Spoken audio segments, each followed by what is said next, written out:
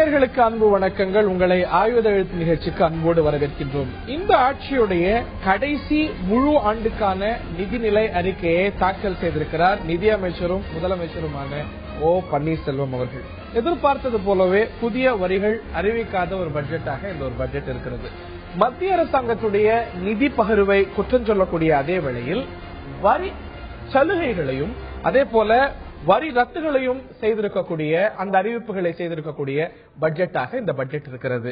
ஏறத்தாழ இந்த ஒரு வரி சலுகைகளால 650 கோடி ரூபாய் மாநில சர்க்காருக்கு இழப்பு ஏற்படுகிறது. விவாதத்துக்குரிய பல அம்சங்கள் இந்த பட்ஜெட்டில் இருக்கின்றன. விவாதிப்போம். இந்த பட்ஜெட் ஏற்றமா ஏமாற்றமா, எதிர்பார்ப்புகளை பூர்த்தி செய்த பட்ஜெட்டா என்று விவாதிப்பதற்கு முன்பாக இது சார்ந்த முக்கிய அம்சங்களை, கூடுதல் தகவல்களை, இந்த பட்ஜெட்ல என்னென்ன அம்சங்கள் முக்கிய அம்சங்கள் என விவரிக்கிறார் எமது சிறப்பு செய்தியாளர் சலீம். முதலமைச்சராக இருக்கும் ஒருவர் நிதியமைச்சராக பட்ஜெட் தாக்கல் செய்வது ஒரு சுவாரஸ்யமான அம்சம். தமிழகத்தை பொறுத்தவரை காங்கிரஸ் ஆட்சியிலும் திமுக ஆட்சியிலும் பொழுதும் இது நடந்தேறி இருக்கின்றது. திமுக அப்படின்னு சொல்லும் பொழுது திரு அண்ணாதுரை அவர்கள், திரு கருணாநிதி அவர்கள் முதலமைச்சராக இருக்கும் பொழுது பட்ஜெட் தாக்கல் செய்துள்ளார்கள். அதிமுகவை பொறுத்தவரை திரு எம்ஜிஆர் அவர்களுடைய காலத்திலிருந்தே முதலமைச்சர் வேறு நிதியமைச்சர் வேறு என்றுதான் இருந்திருக்கிறார்கள். திரு எம்ஜிஆர் அவர்கள் 10 வருடம் தமிழகத்தை ஆட்சி செய்த பொழுது திரு நாஞ்சில் மனோகரன் அவர்கள் மற்றும் நெடுஞ்செழியன் அவர்கள் நிதியமைச்சர்களாக இருந்திருக்கிறார்கள். ஜெயலலிதா அவர்களுடைய ஆட்சியின் பொழுது நாவலர், திரு பொன்னையன் மற்றும் திரு பன்னீர்செல்வம் அவர்கள் நிதியமைச்சராக இருந்திருக்கிறார். இப்போ நிதியமைச்சர் மற்றும் திரு பன்னீர்செல்வம் அவர்கள் முதலமைச்சர் என்பதால் அவர் பட்ஜெட் தாக்கல் செய்துள்ளார். பட்ஜெட் உரை சரியாக இன்று காலை 10 மணிக்கு துவங்கியது. 12:15 வரைக்கும் பட்ஜெட் உரையை வாசித்தார். சுமார் 2.25 மணி நேரம். பட்ஜெட்டை பொறுத்தவரை முக்கிய அம்சங்கள் என்னென்ன அப்படின்னு சொல்லிட்டு நாம இப்ப பார்க்கலாம். வரி உயர்த்தப்படவில்லை. கடந்த 2 வருஷமா வரி வசூல் தமிழகத்துல சரியில்லை. அது மட்டும் இல்லாம நிறைய சன்மானங்கள், இலவசங்கள் கொடுக்கறதால அரசின் மீது சுமை அதிகரித்துள்ளது. எதிர்கட்சிகளுடைய சீட் எல்லாம் காலியா இருந்தது. ஏன்னா திமுக எம்எல்ஏங்கெல்லாம் வெளிநடப்பு செஞ்சுட்டாங்க. இது மட்டும் இல்ல, தமிழகத்தை பொறுத்தவரை சட்ட ஒழுங்கு சிறப்பாக இருக்கிறது என்று பட்ஜெட் உரையில் கூறப்பட்டிருக்கிறது.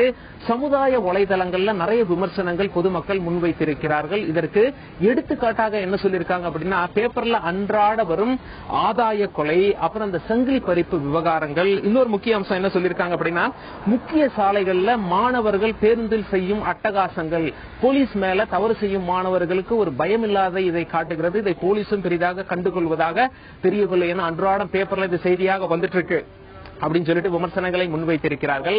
வளரும் பகுதியில் மாமூல் வாங்கும் எம்எல்ஏக்கள், பல இடங்களில் கட்ட பஞ்சாயத்து செய்யும் கவுன்சிலர்கள், இவங்களை பத்தி எல்லாம் அரசின் கவனத்திற்கு கொண்டு வர நாங்கள் கடமைப்பட்டுள்ளோம் அப்படின்னு சொல்லி பொதுமக்கள் நிறைய பேஸ்புக்ல எழுதியிருக்காங்க. அது மட்டும் இல்ல, நில அபகரிப்பு தமிழகத்துல கணிசமாக குறைந்துள்ளது, தடுக்கப்பட்டுள்ளது அப்படின்னு சொல்லி அரசை பாராட்டவும் செய்திருக்கிறார்கள்.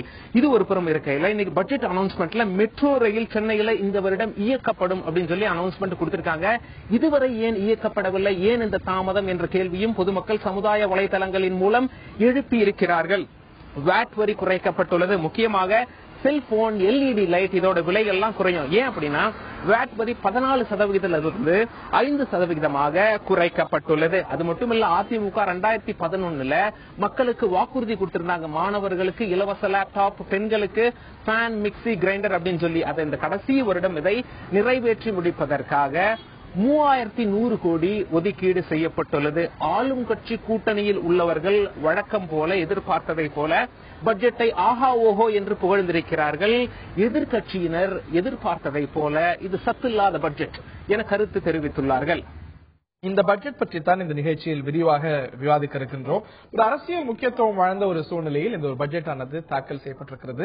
ஜெயலலிதா முதலமைச்சராக இல்லாத சூழ்நிலையில் அதிமுக அரசாங்கம் தாக்கல் செய்திருக்கக்கூடிய பட்ஜெட் என்பது குறிப்பிடத்தக்கது. மே 2016 தேர்தல் வரணும். ஆக அந்த சமயத்தில் 2016 தாக்கல் செய்யக்கூடிய பட்ஜெட் ஆனது ஒரு இடைக்கால பட்ஜெட்டாக இருக்கும். இந்த ஒரு பட்ஜெட் தான் கடைசி முழு ஆண்டுக்கான பட்ஜெட். இந்த ஆட்சி காலத்தில் தாக்கல் செய்யப்பட்டிருக்கக்கூடிய கடைசி முழு ஆண்டுக்கான பட்ஜெட் பல கேள்விகளை எழுப்பியிருக்கிறது. இந்த பட்ஜெட் விவாதத்துக்குரிய பல அம்சங்கள் இதில் இருக்கின்றன. விவாதிப்போம். இந்த விவாதத்தில் நம்முடைய பங்கேற்கிறார்கள் பாரதிய ஜனதாவுடைய மாநில செயலாளர் திரு KT ராகவன் அவர்கள். நிகழ்ச்சிக்கு அன்போடு வரவேற்கின்றோம். அதே போல திராவிட முன்னேற்ற கழகத்தை சேர்ந்த சட்டமன்ற உறுப்பினர் திரு சிவசங்கரன் அவர்கள் நிகழ்ச்சியில் இணைகிறார். அவரை நிகழ்ச்சிக்கு அன்போடு வரவேற்கின்றோம். பொருளாதார வல்லுநர் திரு சோமு வள்ளியப்பன் அவர்கள் நிகழ்ச்சியில் இணைகிறார். அவரை அன்போடு வரவேற்கின்றோம். மற்றும் மார்க்சிஸ்ட் கம்யூனிஸ்ட் கட்சியை சேர்ந்த சட்டமன்ற உறுப்பினர் திரு அண்ணாதுரை அவர்கள் நிகழ்ச்சியில் இருக்கிறார். அவரையும் நிகழ்ச்சிக்கு அன்போடு வரவேற்கின்றோம். இன்னும் சற்று நேரத்தில் அஇஅதிமுக ஆதரவு சட்டமன்ற உறுப்பினர் திரு மகா பாண்டியராஜன் அவர்களும் இந்த நிகழ்ச்சியில் இணையிருக்கிறார். அனைவரையும் இந்த நிகழ்ச்சிக்கு அன்போடு வரவேற்கின்றோம். இந்த விவாதத்தை தொடங்குறதுக்கு முன்பாக சில கிரவுண்ட் ரூல்ஸ் செட் பண்ணணும்னு நினைக்கிறேன். இது ஒரு பட்ஜெட் பற்றிய விவாதம். ஒரு மிக நீண்ட பட்ஜெட், ஏறத்தாழ 2.25 மணி நேரத்துக்கு வாசிக்கப்பட்ட ஒரு பட்ஜெட். ஒவ்வொருத்தருக்கும் சொல்றதுக்கு நிறைய கருத்துக்கள் இருக்கும். இந்த ஒரு விவாதத்துல ஒரு சில கிரவுண்ட் ரூல்ஸ் ஆக கேட்கப்படக்கூடிய கேள்விகளுக்கு பண்ணி நிச்சயமாக பல விஷயங்களை விவாதிக்க முடியும். ஒன் பை ஒன்னா அணுகினா சிறப்பா இருக்கும் அப்படின்னு நினைக்கிறோம். With the permission of the panel. என்னுடைய முதல் கேள்வி திரு சிவசங்கரன் அவர்களுக்கு தான். இந்த பட்ஜெட்ல விவாதத்துக்குரிய அம்சங்கள், சர்ச்சைக்குரிய அம்சங்கள், பாராட்டுக்குரிய அம்சங்கள் அப்படின்னு நிறைய பட்டியலிடலாம். ஆனா அதை தாண்டி என்னுடைய கேள்வி, தமிழக அரசியல்ல தொடர்ந்து திமுக அதிமுக இல்ல, எல்லா ஆட்சி காலத்திலையும் தொடரக்கூடிய ஒரு வருத்தம் அளிக்கக்கூடிய ஒரு பழக்கம். இதைத்தான் நான் என்னுடைய முதல் கேள்வியா நான் கேட்க இருக்கின்றேன். ஆளுநர் உரையோ பட்ஜெட் உரையோ எதையோ ஒரு காரணம் காட்டி, சட்டம் ஒழுங்கு இல்லாட்டி இந்த பிரச்சனை, அந்த ஊழல், இந்த முறைகேடு அப்படின்னு எதையோ ஒரு பிரச்சனை காரணம் காட்டி எதிர்கட்சிகள் அந்த பிரச்சனையை நான் பேச போறேன் இப்ப அப்படின்னு அதற்கு பர்மிஷன் கேட்டு கிடைக்காத போது வாக் அவுட் செய்யக்கூடிய இல்ல புறக்கணிக்கக்கூடிய, கோஷம் எழுப்பக்கூடிய ஒரு முக்கியமான தருணங்கள்ல பங்கேற்காத இந்த ஒரு சம்பவமானது தொடர்ந்து நடைபெற்று வருகிறது. இன்னைக்கும் திமுக அதை செவ்வனே செய்திருக்கிறது. இது ஆரோக்கியமா, ஒரு பொறுப்புள்ள எதிர்கட்சி செய்யக்கூடிய ஒரு சரியான நடவடிக்கைன்னு நீங்க கருதுறீங்களா? பொறுப்புள்ள எதிர்கட்சி செய்யற வேலை தான் இது. விவாதத்தில் நாங்கள் வழக்கமா பங்கேற்றுட்டு தான் இருக்கோம். கடந்த ஆளுநர் உரை மீது நடந்த விவாதத்துல பங்கேற்றோம். இப்ப இது மீதான விவாதம் இன்னும் 4 நாள் நடக்க இருக்கு. அதில் பங்கேற்கிறோம். முறை தாக்கல் செய்யும் போது நாங்க ஒண்ணுமே கேட்கல. நாங்க சொல்றது, இந்த அரசாங்கம் இந்த உரையை தாக்கல் செய்வதற்கான தகுதியோட இல்ல. இந்த அரசாங்கம் முழுவதும் செயலிழந்து விட்டது. ஒரு முன்னாள் முதலமைச்சர் முன்னாள் முதலமைச்சரோட புகழ் பாடுவதே இந்த சட்டமன்றத்தில் வேலையா இருக்குது. நீங்க ஒரு பட்ஜெட் தாக்கல் பண்றதுக்கான ஒரு எந்த விதமான முகாந்திரமும் இந்த அரசாங்கத்துக்கு தகுதி இல்லை. சட்டம் ஒழுங்கு பாதுகாக்கப்படவில்லை. அரசுடைய உயிருக்கு பாதுகாப்பு இல்லை. தினந்தோறும் இந்த பேப்பர்ல தங்க நிலை விளம்பரம் போடுற மாதிரி இங்கே கொள்ளை இங்கே கொலைன்னு போட்டு ஒரு பேப்பர்ல காலையில கட்டம் கட்டி போடுறாங்க, இன்றைய செயின் பறிப்பு இத்தனை. இப்படி எல்லா விதத்திலும் இந்த அரசு செயல்பட. இந்த விமர்சனங்கள்லாம் எழுப்பப்பட வேண்டிய விமர்சனங்கள் மாற்று கருத்து இல்ல. ஆனா அந்த உரையே கேட்காம, அந்த உரையில என்ன சொல்லப்பட்டிருக்குங்கிறத எழுந்து படிக்க எப்ப பர்மிஷன் கேட்டா கிடைக்காத அப்ப அந்த பிரச்சனை எழுப்ப இல்ல. கடந்த 4 வருடமாக இந்த உரை எப்படி இருக்கணும் நான் பாத்துக்கிட்டே வரேன். வருஷம் ஏற்கனவே கொடுத்ததுதான் நான் புதுசா ஒன்னும் சொல்றதுக்கு இல்ல. 4 வருடமா இப்படிதான் பண்ணிட்டு இருக்காங்க. இந்த வருடமும் அதுதான் பண்ணிருக்காங்க. இதுதான் நடக்க போகுது. பட்ஜெட் கொடுக்க போறாங்க, கொடுத்தது வெளியே தான் நம்ம படிச்சு நம்ம விவாதிக்க போறோம். இதே விவாதத்தின் மீது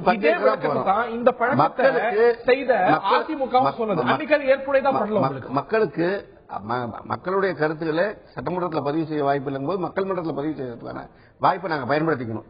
அது இன்னைக்கு நாங்க இந்த அரசுக்கு எதிர்ப்பை தெரிவித்து வெளியிட்டு வந்திருக்கோம். இல்ல, சட்டமன்றத்திலையும் பதிவு செய்யணும். ஆனா இந்த மாதிரியான ஒரு முக்கியமான தருணங்கள்ல ஆளுநர் உரையோ பட்ஜெட் உரையோ அதுல எதிர்கட்சிகள் பங்கேற்பது, இந்த ஒரு பழக்கத்தை ஆரம்பிச்சது திமுக நான் சொல்லல, அதிமுகவும் இதை செய்திருக்கிறது. ஆனா இந்த ஒரு பழக்கம் ஆரோக்கியமானதா அப்படிங்கறத கட்சிகள், அதிமுகவோ திமுகவோ இது பரிசீலனை செய்ய வேண்டிய ஒரு தருணம் இது அப்படிங்கிறது என்னுடைய கேள்வி.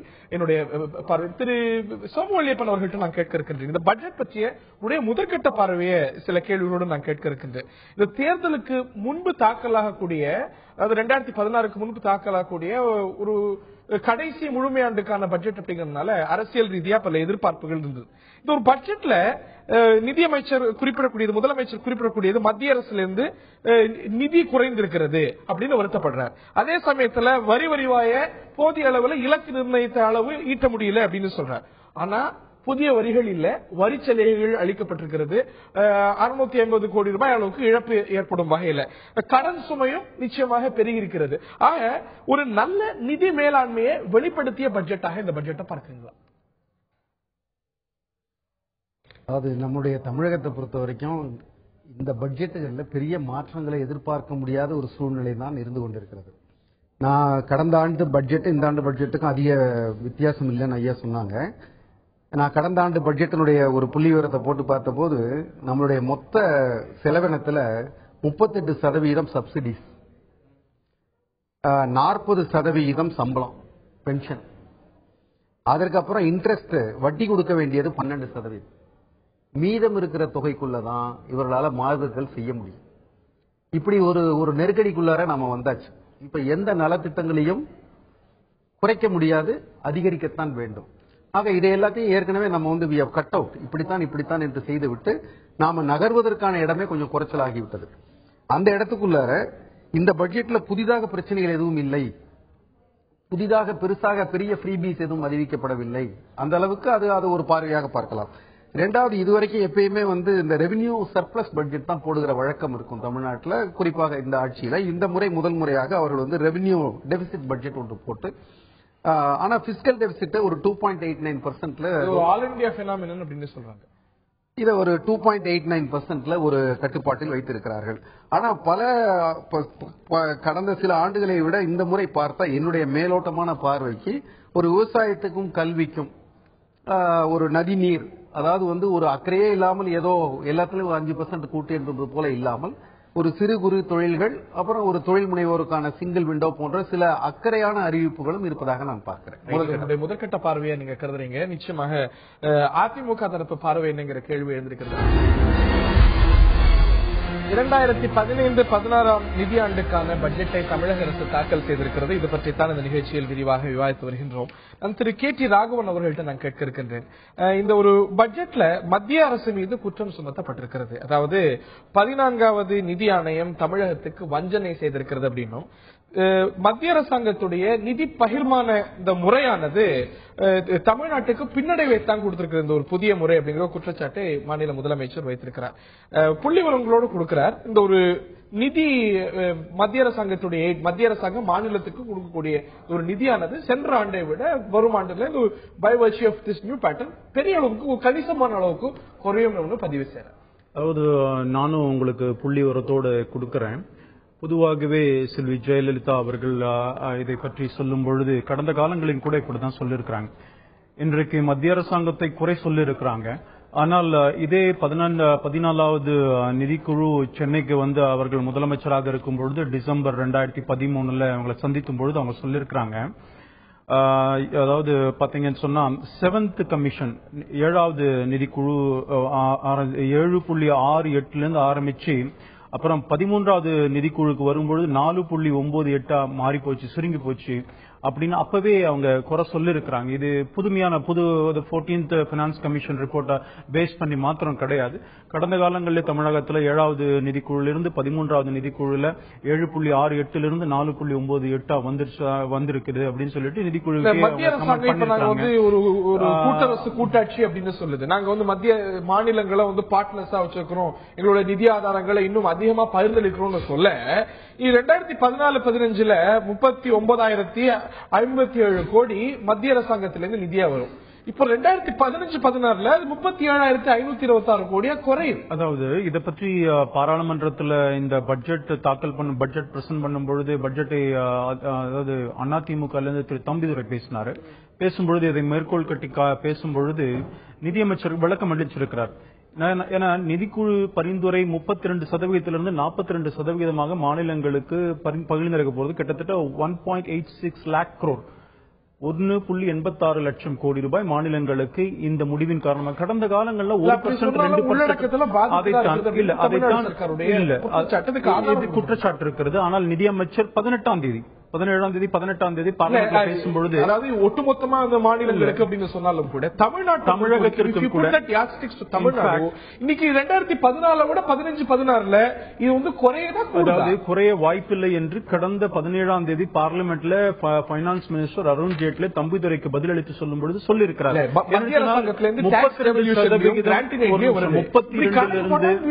32%-லிருந்து 42% நிதி மாநிலங்களுக்கு போகும் சொன்னா 10% ஜம்ப்ங்கிறது அது குறைய வாய்ப்பில்லை, அதிகமாகத்தான் வரும்னு அன்னைக்கு விளக்கம் சொல்லியிருக்கிற. தேவைப்பட்டால் மாநில அரசாங்கத்தோடு பேசுவதற்கு மத்திய அரசாங்கம் தயாரா இருக்கிறது சொல்லிருக்கிறார். 24 மத்திய அரசாங்கத்துடைய திட்டத்துல மாநில சர்க்காருடைய சுமை கூடி இருக்கிறது.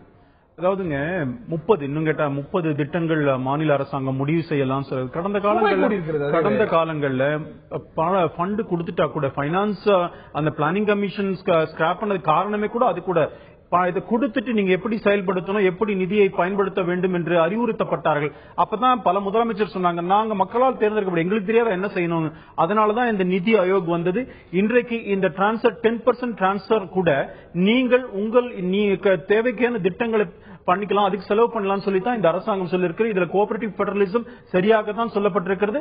நான் சொல்ல வந்தது, கடந்த காலங்களில் கூட இதே புகாரை முன்னாள் முதலமைச்சர் செல்வி ஜெயலலிதா சொல்லியிருக்காங்க. 7th finance commission, 13th finance commission பத்தி எல்லாம் சொல்லியிருக்காங்க. இது புதிதான விஷயம் அல்ல. அன்னைக்கு யூபிஏ சர்க்கார் இப்படித்தான் மாநிலங்கள் எல்லாம் வஞ்சிக்குதுன்னு சேர்ந்து குரல் கொடுத்த கட்சிகளை பாஜகவும் முன்னே. நான் திரு சோமவல்லியப்பன் இது சார்ந்து அதாவது இப்போ இதுக்கு குறைந்திருக்கிறது என்பது உண்மை. அவர் நம்முடைய முதலமைச்சர் அவர்கள் சொன்னதுல 1137 கோடி ரூபாய் கடந்த ஆண்டை விட இந்த ஆண்டு குறைவாக வரும் என்று சொல்லுகிறார். அதுல நீங்க சொன்னது போல சில திட்டங்களை அவர் விரிவாக சொல்லுகிறார் எதனால வருதுன்னு. ஒன்னு ஜெனரல் டாக்ஸபிள், பொதுவாக வருகிற வரியில வருகிற பங்கீடு 5.047% 4% குறைக்கப்படுகிறது. சர்வீஸ் டாக்ஸ் பூலு அதே போல ஒரு 1% குறைகிறது என்று சொல்றாங்க. இது ரெண்டும் செய்தது மத்திய அரசு அல்ல, இது செய்தது ஃபைனான்ஸ் கமிஷன். நம்ம எல்லாவற்றையுமே ஒரு அரசியலாகவும் ஒரு அரசாகவும் பார்க்கிற ஒரு நிலைமை இருக்கிறது. இது ஃபைனான்ஸ் கமிஷன் ரெக்கமெண்ட் பண்றாங்க. அதற்கு அவர்கள் சில கிரைட்டீரியா வச்சிருக்காங்க. அதையும் பன்னீர்செல்வம் அவர்கள் பதிவு செய்திருக்கிறார். முதலமைச்சர் என்ன சொல்லியிருக்காருன்னா, இவருடைய கிரைட்டீரியா ஒப்புக்கொள்ள வேடிக்கையாக இருக்கிறது. ஏரியாவை வச்சு ஒரு மாநிலத்தினுடைய ஏரியா, அதனுடைய பெர் கேபிட்டா இன்கம், டிஸ்டன்ஸ், அதுக்கப்புறம் ஃபாரஸ்ட் ஏரியா, இது போன்ற சில கிரைட்டீரியாவை எல்லாம் வைத்துக் கொண்டு சில மாநிலங்களுக்கு கூடுதலாகும். மத்திய அரசு எடுத்துக்கொள்ளவில்லை, சில மாநிலங்களுக்கு கூடுதலாகும், சில மாநிலங்களுக்கு குறைவாக கொடுக்கிறாங்க. தமிழ்நாடு இதுல குறைவாக பெறுகிறது என்று பதிவு செய்கிற அதே முதலமைச்சர் அவர்கள் சொல்லுகிற இன்னொரு தகவல் இவர்கள் சரியாக இந்த நான் கன்வென்ஷனல் எனர்ஜியை இம்ப்ளிமெண்ட் பண்ணதுனால 13வது நிதி கமிஷன் இவர்களுக்கு 1000 கோடி ரூபாய் இன்சென்டிவ் கொடுத்திருக்கிறாங்க வேறு ஒரு தொகையில். ஆக பைனான்ஸ் கமிஷன் என்பது ஒரு இண்டிபெண்டன்ட், அவர்கள் சில காரணங்களை கொண்டு கொடுக்கிற அரசியல் ரீதியா மத்திய அரசாங்கத்தை இதுல குற்றம் சாட்டிட முடியுமா இந்த ஒரு விவகாரத்துக்கு அப்படிங்கிற ஒரு விவாதத்தை வைக்கிறீங்க. இந்த ஒரு விஷயத்துல மாற்று கருத்து கொண்ட கட்சியாக மார்க்சிஸ்ட் கம்யூனிஸ்ட் கட்சியை பார்க்கிறேன். இதை தாண்டி இந்த ஒரு பட்ஜெட் சார்ந்த ஒரு வரவேற்க தகுந்த கருத்துக்களை மார்க்சிஸ்ட் கம்யூனிஸ்ட் கட்சி சொல்லல. இதுல அரசாங்கம் பெருமை கொள்ளக்கூடிய விஷயங்கள் அப்படின்னு பாத்தீங்கன்னா, இந்த சோசியல் செக்டர் எக்ஸ்பெண்டிச்சர், இந்த ஒரு சமூக நல திட்டங்களுக்கு ஏறத்தாழ 33% அளவுக்கு நிதி ஒதுக்கீடு செய்யப்பட்டிருக்கிறது. ஹெல்த், கல்வி, இந்த இனங்கள்லாம் கணிசமான அளவுக்கு நிதி ஒதுக்கீடு கூட்டு வழங்கப்பட்டிருக்கிறது, அதிகமாக வழங்கப்பட்டிருக்கிறது. இவை வரவேற்க தகுந்த விஷயமாக மார்க்சிஸ்ட் கம்யூனிஸ்ட் கட்சி பார்க்கல. திரு அண்ணாதுரை, அதாவது பொதுவா தமிழக அரசுடைய வரவு செலவு திட்டத்தை பொறுத்தவரையில நாங்க எங்க கட்சியை பொறுத்தவரையில இது எதிர்பார்க்கப்பட்ட பட்ஜெட் வரவு செலவு திட்டம் தான். ஏன்னு கேட்டீங்கன்னா, பொதுவாக மத்திய அரசாங்கத்தினுடைய பல்வேறு விதமான நிதி சுமை என்பது இன்னைக்கு மாநில அரசு மீது சுமத்தக்கூடிய நிலைமை. மாநில அரசு இன்னைக்கு தாக்கல் செய்யக்கூடிய வரவு செலவு திட்டத்தில் மத்திய அரசாங்கம் ஏராளமான நிதியை குறைச்சிருக்கு. 24 திட்டங்களுக்கு மத்திய அரசு நிதியை குறைச்சிருக்கு என்று அவங்க தெரிவிச்சிருக்காங்க. அதே நேரத்தில் இன்றைக்கு இருக்கக்கூடிய தமிழக அரசாங்கம் மத்திய அரசாங்கத்தினுடைய தாராளமய கொள்கையைத்தான் இங்கேயும் தமிழ்நாட்டில் அமுல்படுத்துறாங்க என்றதான் எங்க கட்சியை பொறுத்தவரை நாங்க பாக்குறோம். அதே மாதிரி நீங்க பாத்தீங்கன்னா இன்னைக்கு திட்டங்களுக்கு ஒதுக்கீடு கணிசமாக கூட்டப்பட்டிருக்கிறது. அது மார்க்சிஸ்ட் கம்யூனிஸ்ட் கட்சியுடைய பார்வைக்கு வரலையா? இல்ல, அதாவது நீங்க மருத்துவ மக்கள் நல்வாழ்வுத்துறையில 4.65% நிதி ஒதுக்கிருக்காங்கிறதுல மாறுபட்ட கருத்து இல்ல. கடந்த காலத்தை விட கூடுதலா ஒதுக்கிருக்காங்க. அதே நேரத்தில் சுகாதாரத்துக்கு இன்னைக்கு மக்களுடைய தேவை என்பது ஏராளமா இருக்கு. எங்களை பொறுத்தவரையில ஒட்டுமொத்தத்தில் ஒரு 6% நிதி ஒதுக்கீடு செய்யணும் மத்திய அரசாங்கம் சரி, மாநில அரசாங்கம் சரி. நீங்களே சொல்றீங்க. இந்த சுகாதாரத்துறைன்னு எடுத்துக்கிட்டா 2010 4,395 கோடி அப்படிங்கிற அளவுல இருந்து இன்னைக்கு 8,245 கோடிங்கிற அளவுக்கு கணிசமான உயர்வு நீங்க கவனிக்கலையா? அதாவது சுகாதாரத்துக்கு கூடுதல் தொகை ஒதுக்கப்பட்டிருக்கு என்பது எனக்கு மாறுபட்ட கருத்து இல்ல. அது கூடுதல் தொகை ஒதுக்கப்பட்டிருக்குங்கிறது நாங்க மகிழ்ச்சிக்குரியது. ஆனா இன்றைக்கு சுகாதாரத்துக்கு தேவையோடு ஒப்பிடும்போது இந்த தொகை இன்னும் கூடுதலாக தேவை என்பது எங்களுடைய கருத்து. உதாரணம் நீங்க பாத்தீங்கன்னா, இப்ப நாங்க நான் ஒரு எஸ்டிமேட் கமிட்டில போயிருந்தேன். அப்ப போகும்போது நாங்களே என்ன சிபாரிசு பண்ணணும் கேட்டீங்கன்னா, எல்லா மாவட்ட தலைமை மருத்துவமனைக்கும் ஒரு எம்ஆர்ஐ ஸ்கேன் வேணும் என்று எங்களுடைய மதிப்பீட்டு குழுவின் சார்பிலே தமிழக அரசாங்கத்துக்கு ஒரு சிபாரிசு செஞ்சோம். அப்ப தேவை என்பது இன்னும் அதிகமாக இருக்கு என்றதை நாங்க வந்து பாக்குறோம். அந்த அடிப்படையில கல்வி இன்னும் விரிவா பேசுவோம். பள்ளி கல்விக்கெல்லாம் 62,000 கோடி அளவுக்கு ஒதுக்கணும். அதுதான் வந்து ஒரு சரியான ஜிடிபி ரேஷியோ அப்படிங்கிற, அதாவது budget allocation to GDP ratio அப்படிங்கிற ஒரு கோரிக்கை பார்வையெல்லாம் இருக்கிறது. வேளாண் துறைக்கு ஜிடிபி ஜிஎஸ்டிபி எடுத்துக்கிட்டா 0.65% தான் ஒதுக்கப்பட்டிருக்கிற குறையெல்லாம் இருக்கு. அதே போல அரசாங்கத்துக்கு நிதி நெருக்கடியும் இருக்கிறது அப்படிங்கிற ஒரு பார்வை இருக்கு. இந்த ஒரு பட்ஜெட்டை பொறுத்த வரைக்கும் அரசியல் ரீதியா வைக்கப்படக்கூடிய ஒரு குற்றச்சாட்டு, ஜெயலலிதா புகழை பட்ஜெட் முழுவதும் பாடினார் ஓ பன்னீர்செல்வம். 2015-16 பட்ஜெட் ஏற்றமா ஏமாற்றமா என்பது குறித்து விரிவாக விவாதித்து வருகின்றோம். இந்த ஆட்சியுடைய இறுதியான முழு ஆண்டுக்கான பட்ஜெட் ஆனது தாக்கல் செய்யப்பட்டிருக்கிறது. இது பற்றி தான் விவாதித்து வருகின்றோம். அஇஅதிமுக ஆதரவு சட்டமன்ற உறுப்பினர் திரு மாஃபா பாண்டியராஜன் அவர்கள் இந்த பகுதியில் இணைகிறார். அவர் நிகழ்ச்சிக்கு அன்போடு வரவேற்கின்றோம். பல்வேறு அம்சங்கள் குறித்து இந்த பகுதிக்கு முன்பாக விரிவாக விவாதித்து வந்தோம். அரசியல் ரீதியா பல தலைவர்கள் எழுப்பி இருக்கக்கூடிய இந்த ஒரு கன்சர்ன், ஜெயலலிதாவை பற்றி இவ்வளவு அதிகமாக இந்த ஒரு பட்ஜெட்ல புகழ்ந்துரைக்கப்பட்டிருக்கிறது என்ன? இது மாதிரி தலைவர்களை புகழ்ந்திருக்கக்கூடிய முதல் பட்ஜெட்டா இது அப்படின்னா நிச்சயமா இல்ல.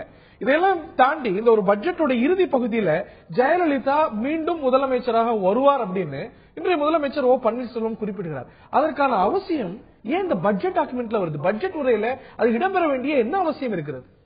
தமிழக மக்களுடைய அனைத்து மக்களுடைய எண்ணம்னு நம்ம சிஎம் அவர்கள் நினைக்கும் ஒரு விஷயத்தை அவர் பட்ஜெட்ல பேசியிருக்காரு. அதுக்கு ஒரு முக்கியமான காரணம் ஏன் இதுல சொல்றாங்கன்றதுக்கு எனக்கு ஒரு காரணம் தோணுது. எனக்கு ஒரு முக்கியமான காரணம் என்ன தோணுதுன்னா, அது ஏன் யாரும் பேச மாட்டேங்கிறாங்கன்னு தெரியல. இன்னைக்கு தமிழகம் பொருளாதார ரீதியாக இப்ப மொத்த உற்பத்தி எடுத்துக்கிட்டீங்கன்னா ஜிடிபியில முதல் முறையாக 11 லட்சம் கோடின்ற மார்க்க தாண்ட காலகட்டம் இது. அது வந்து ஏன் யாரும் பேச மாட்டேங்கிறான்னு தெரியல. 9% வளர்ச்சியை வந்து நம்ம எய்ம் பண்றோம். இந்த வருஷம் வந்து பாத்தீங்கன்னா தேசிய அளவுல 7.4% வளரும் பொழுது தமிழகம் வந்து 9% வளரப்போகுது. முதல் முறையாக மகாராஷ்டிராவை நம்ம தாண்ட போறோம். இப்போதைக்கு வந்து ஜிடிபியில பாத்தீங்கன்னா மகாராஷ்டிரா தான் நம்பர் 1, நம்பர் 2 தமிழ்நாடு. போன வருஷம் வந்து நம்ம 2வது இடத்துக்கு வந்தோம். இந்த வருடம் வந்து முதல் நிலைக்கு வருவதற்கு கிளீனா பட்ஜெட் போட்டு கொடுத்திருக்காங்க. அதனால இது வந்து இந்த பட்ஜெட்ல இருக்கிற கிரிட்டிசிசம் என்னவோ இது ஒரு ஹிஸ்டாரிக் பட்ஜெட் நான் நினைக்கிறேன். ஏன்னா இது வந்து ஒரு வரலாறு. அந்த கிரிட்டிசிசம் அந்த வரலாறு. என்னுடைய கேள்வி இதுல பல அம்சங்கள் பத்தி நம்ம பேசணும். ஆனா என்னுடைய கேள்வி, இது வந்து பட்ஜெட் உரையில ஜெயலலிதா மீண்டும் வருவார் அப்படிங்கிற ஒரு விஷயம் தவிர்த்திருக்கலாம் அப்படிங்கறதானே இன்னைக்கு நீதிமன்றம் அவரை வந்து மேல்முறையீட்டுல அவங்களுக்கு வந்து ரிலீஃப் கொடுத்தா மக்கள் அவங்களை மீண்டும் தேர்ந்தெடுத்தா அவங்க சீஃப் மினிஸ்டர் ஆகுவாங்க. பட் பட்ஜெட் அப்படிங்கிறது ஒரு ஃபினான்ஸ் ஸ்டேட்மெண்ட். அதுல ஏன் இந்த வரி இருக்கணும்? நிதியமைச்சருடைய பார்வையில இந்த பட்ஜெட்ல செதுக்கப்பட்டிருக்கும் ஒவ்வொரு சொல்லிலும் அந்த சொல்லிற்கு பின் இருக்கும் ஒவ்வொரு சிந்தனையிலும் வேர்ட் அண்ட் பிலாசபி புரட்சி தலைவி அம்மா அவர்களுடைய சீரியஸ் சிந்தனை இதுக்குள்ள இருக்கு. அதனால இந்த பட்ஜெட்ல 159 முறை வந்து அம்மா பேரை சொல்லியிருக்காங்கன்னாலும் அதுல தப்புல நினைக்கிறேன். 112 திட்டங்களை இதுல வந்து சொல்லியிருக்கிறாங்க. 151 வாட்டி பேரை சொல்லியிருக்காங்கன்றதுல எனக்கு என்ன அதுல பெரிய குறை இருக்கிற மாதிரி தெரியல. ஒரு அரசியல் ஸ்டேட்மெண்ட்டையும் மேக் பண்ணும்போது தான் இந்த ஒரு கேள்வி. அது வந்து நீதிமன்றம் அவங்களுக்கு ரிலீஃப் கொடுத்தா மீண்டும் அவங்க வென்றா அவங்க சீஃப் மினிஸ்டர் ஆவாங்க. But what is the need for it to be the budget? Need நான் நினைக்கிறது வந்து இதுதாங்க. ஏன்னா முதல் முறையாக தமிழகம் பொருளாதார ரீதியாக ஜிடிபியில இந்தியாவில் முதலிடத்திற்கு வரப்போகிறது அப்படின்றது வந்து எந்த பட்ஜெட்ல முதல் முறையாக 2 லட்சம் கோடியை கடந்த ஆண்டிருக்கு அப்படிங்கறதையும் நம்ம பதிவு 2 லட்சம் கோடி ஒரு பார்வைங்க. 11 லட்சம் கோடி நம்ம ஜிடிபிங்க. ஒரு 11 லட்சம் ஒரு வருஷத்துக்கு சம்பளம் வாங்குறவங்க வந்து 4 லட்சம் கடன் வாங்கினா அதை வந்து யாரும் தப்பா நினைப்புமா? நிதிநிலை பொறுப்புடைமை அறிக்கை என்ன செய்யுது? 3% மேல போக கூடாது. ஜிடிபி எவ்வளவு இருக்கு? திராவிட முன்னேற்ற கழகம் கொடுத்த போது உங்களுக்கு ஏற்புடையதா படல? அன்னைக்கும் இந்த பிஸ்கல் டிசிப்ளின் அந்த அரசு கடைபிடித்தது. சொல்றேன், பிஸ்கல் டிசிப்ளின் வேற, நிதி பற்றாக்குறை வேற, வருவாய் பற்றாக்குறை வேற, ரெவென்யூ டெபிசிட் வேற. இங்க பாருங்க, இல்ல நான் நீங்க சொல்லக்கூடிய இந்த அனுமதிக்கப்பட்ட அளவுக்குள் இந்த ஒரு கடன் டெட் டு ஜிடிபி ரேஷியோ அப்படிங்கிறது இன்னைக்கு எப்படி இருந்ததோ ஏறக்குறைய அப்படியே திமுக ஆட்சி காலத்துல இருந்து அன்னைக்கு 1 லட்சம் கோடி கடன் இருந்தது. அப்ப என்ன சொல்றீங்க? 1 லட்சம் கோடி கடன் இருக்கக்கூடிய ஒரு மாநிலத்துடைய அளவு நிதி நிலைமையை தான் சீரா இருக்குன்னு சொல்ல போறோமா அப்படின்னு இதே விளக்கத்தை திமுக தலைவர் கொடுத்தார். ஒரே ஒரு பெரிய தவறு அதுல என்னன்னா, அவங்க எப்பயுமே 3% கீழே இருந்தது கிடையாது. நீங்க வந்து எடுத்து பாருங்க, நிதிநிலை பொறுப்புடைமை சட்டத்தை கடந்த திமுக அரசாங்கத்தின் 5 வருடங்களும் மீறிய ஆட்சி அது. நீங்க வந்து இது டேட்டா முதல்ல வந்து ஜெயலலிதா என்று போகல. 1 லட்சம் கோடிக்கு மேல இருக்கு. கடன் 1 லட்சம் கோடிக்கு மேல இருக்கு. நிதி நிலைமை மோசமா இருக்கு. பட் இன்னைக்கு 2 லட்சம் கோடியை தாண்டியாச்சு. ஏன்னா அன்னைக்கு வந்து 6 லட்சம் கோடி நம்ம ஜிடிபி, இன்னைக்கு நம்ம தமிழகத்தின் ஜிடிபி வந்து 11 லட்சம் கோடி. ஓகே, அது பெரிய வித்தியாசம். உங்களுக்கு பாருங்க, அன்னைக்கு 6 லட்சம் கோடி இருந்தப்ப அவங்க வந்து 6 லட்சத்துல, என்னுடைய நினைவு சரியா இருந்ததுன்னா அன்னைக்கும் ஒரு 3% பெருசா தாண்டியது அப்படிங்கிறது என்னுடைய இன்னைக்கு இன்னும் சொல்ல போனா பினான்ஸ் செக்ரட்டரி கொடுத்த ஒரு ஸ்டேட்மெண்ட்லயே திமுக அதிமுக சொல்ல, மேற்கு வங்கம் போல மற்ற மாநிலங்கள் போல இல்லாம இந்த ஒரு டெப்ட் ஜிடிபி ரேஷியோ அப்படிங்கறத தமிழ்நாடு கன்சிஸ்டன்டா தொடர்ந்து கட்டுப்பாட்டுக்குள்ள வைத்திருக்கு. திமுகவோ அதிமுகவோ அப்படி இல்ல. ஆனா நீங்க 1 லட்சம் கோடி இருந்த பொழுது நிதி நிலைமை மோசம் சொல்லிட்டு ஒரு சின்ன தகவல், அதாவது 2 எண்கள் இருக்கு இதுல. ஒண்ணு வந்து அந்த குறிப்பிட்ட ஆண்டு எவ்வளவு கடன் வாங்கி அந்த பட்ஜெட்டை அரசு சமாளிக்கிறதுங்கிறது பிஸ்கல் டெபிசிட். அது வந்து 2.89% இருக்கிறது. அது 3க்குள்ள இருக்க வேண்டும். அது ஒரு எண். அது தவிர மொத்த கடன், பல்வேறு ஆண்டுகளாக வாங்கி கொண்டிருந்த கடன், எம்ப்ளாயிஸ் போட்டிருக்க PF, அப்புறம் கோஆபரேட்டிவ்ல கொடுத்திருக்கிற இந்த மாதிரி அரசு கொடுக்க வேண்டிய பணமாக இருக்கிற மொத்த கடன் வந்து 2,11,483 கோடி ரூபாய் இந்த நிதியாண்டுல இருக்க போகுது. இது வந்து மொத்த ஜிடிபியில 25% இருக்க வேண்டும் என்பதுதான் ஐயா சொன்ன அந்த 18-19 சிவசங்கர் அவர்கள்ட்ட நான் கேட்க இருக்கின்றேன். இன்னைக்கு நீங்க தொடர்ந்து சொல்லி தமிழ்நாடு அகால பாதாளத்துக்கு போயிடுச்சு, பொருளாதார நிலை மங்கிடுச்சு, உற்பத்தி துறை மங்கிடுச்சு அப்படின்லாம் சொல்ல, இன்னைக்கு அந்த நிலையில இருந்து மீண்டுட்டோம் அப்படிங்கறது தான் பட்ஜெட் மூலமா நமக்கு தெளிவா தெரியும். பாண்டியராஜன் ஒரு பொருளாதார நிபுணர், அவர் சொல்ற அலங்கார வார்த்தையெல்லாம் நம்ம பேசலாம். நானும் கிராமத்துக்காரன் பாமரன் பேசுவோம், உங்களுக்கு கேள்வி கேட்கிறோம். இந்த ஆட்சி வந்த போது 90,000 கோடி கடன் இருந்தது. திமுக அவ்வளவு பெரிய கடன் உடனே வாங்கி வச்சு போயிட்டாங்கன்னு சொல்லிட்டு இருந்தாங்க. இன்றைக்கு 2,11,000 கோடிக்கு போயிடுச்சு. இதை இல்லாமல் மின்சாரத்துறை, பொதுத்துறை நிறுவனங்கள் வாங்கிய கடன் எல்லாம் சேர்த்தா 4 லட்சம் கோடியை தாண்டிடுச்சு. இல்ல, இதற்கு நிதி ரீதியா பொருளாதார விளக்கத்தை திமுக கொடுத்ததோ அன்னைக்கு ஜெயலலிதா இந்த விமர்சனத்தை வைத்தார். இன்னைக்கு பாண்டியராஜ் என்ன விளக்கம் வைக்கிறாரோ, இன்னைக்கு பினான்ஸ் செக்ரட்டரியும் பினான்ஸ் மினிஸ்டரும் என்ன விளக்கம் வைக்கிறாரோ அதையத்தான் திமுக தலைவர் அன்றைக்கு வைத்தார். இன்னைக்கு பாத்தீங்கன்னா நாங்க வந்து எல்லையை மீறல, மற்ற மாநிலங்கள் மீறிடுச்சு, நாங்க மீறல, அளவுகோலுக்குள்ளதான் இருக்கோம் அப்படிங்க. இன்னைக்கு பட்ஜெட்டுடைய சைஸ் பெருகி இருக்கு. அதற்கு ஏற்றார் போல அப்சல்யூட் நம்பர்ஸ்ல இதை பார்க்க முடியாது, கடனுடைய அளவும் பெருகி இருக்கு. சோ அதை தாண்டி என்னுடைய கேள்வி பொருளாதார நிலை, பொருளாதார மந்தநிலை. அவர் சொன்னதுனாலதான் இந்த விளக்கம் சொல்றேன். நம்ம விவாதிக்கிறது பட்ஜெட்டை பத்தி விவாதிக்கும் போது பட்ஜெட்ல என்ன நமக்கு பலன் இல்ல. அவர் சொன்ன இன்னொரு விஷயம், பொருளாதார வளர்ச்சி இன்னைக்கு வந்து நீங்க சொன்னீங்க பாருங்க, பாத்தீங்களா பீகாரை விட மோசமா இருக்கு, உத்தரப்பிரதேசத்தை விட மோசமா இருக்குன்னு சொன்ன நிலைமை போய் இன்னைக்கு தேசிய சராசரி விட அதிகம் 9% வளர்ச்சி. வளர்ச்சி இலக்கு போன வருஷம் வளர்ச்சி 7.2. அவங்க 6 தான். தேசியத்துல நார்மல் பேஸ் வச்சு பாத்தீங்கன்னா 6% தான் வளர்ச்சி. நம்ம வந்து 7.25. போன வருஷமும் 7.29. பைனான்ஸ் மினிஸ்டர் சொல்லுது, முதலமைச்சர் பார்வை கேட்டு உங்கள்கிட்ட வரேன். திருப்பி அந்த விவாதத்துக்கு போயிட்டு இருக்கிறோம். இந்த பட்ஜெட் எல்லாம் என்ன பலன் கிடைக்கும்? பொருளாதார மந்தனை, இப்ப பொருளாதாரம் மங்கி போச்சு கீழே போச்சு அப்படின்னு அவ்வளவு வருத்தப்படுற அளவுக்கு இந்த ஒரு வளர்ச்சி பிகர்ஸ் காட்டலையே அப்படிங்கிறது இருக்கும். நீங்க தமிழ்நாட்டில் ஏற்கனவே செய்து வைத்த திட்டங்களால உங்களுக்கு இந்த பலன் கிடைச்சிருக்குது. இந்த அரசாங்கம் வந்து 4 ஆண்டுகளா போட்ட பட்ஜெட்ல என்ன பலன் கிடைச்சிருக்கு உங்களால அந்த நீங்க விவாதத்துக்கு வந்தா நீங்க கன்ஸ்ட்ரக்டிவா அதை சொல்லுங்க. 4 ஆண்டுகளா இந்த பட்ஜெட் போடப்பட்டது, என்ன திட்டங்கள் செயல்படுத்தப்பட்டது, புதிதாக மின்சார திட்டம் தான் கொண்டு வந்தீங்களா,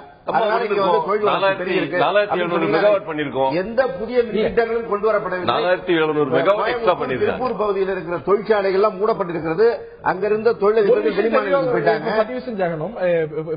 இந்த ஒரு டாக்ஸ் ஜிடிபி ரேஷியோ அப்படிங்கிறது தொடர்ந்து கூடவே இல்லை, அதே மாதிரி இருக்கு. பினான்ஸ் செக்ரட்டரி கூட நீங்க சொல்றாங்க. இதை தாண்டி அவர் எழுப்பக்கூடிய ஒரு கேள்வி, இந்த 4,991 மெகாவாட் அப்படின்னு நீங்க வந்து பெருமையாக படித்திருக்கிறார் முதலமைச்சர். ஆனா இதுல எவ்வளவு மெகாவாட் இந்த ஆட்சி காலத்துல தொடக்கப்பட்ட மின் திட்டங்கள்ல பலனளித்தவை? சைக்கிள் டைம் வந்து 6 வருஷம் சார் ஒரு ப்ராஜெக்டுக்கு. இந்த அரசாங்கத்தால இதுவரைக்கும் 8 திட்டங்கள் துவங்கப்பட்டிருக்கின்றன. இவங்க வந்து சொல்ற விஷயங்கள் இருங்க. ஆமா, இந்த 8 அடுத்த ஆட்சியெல்லாம் வரும்.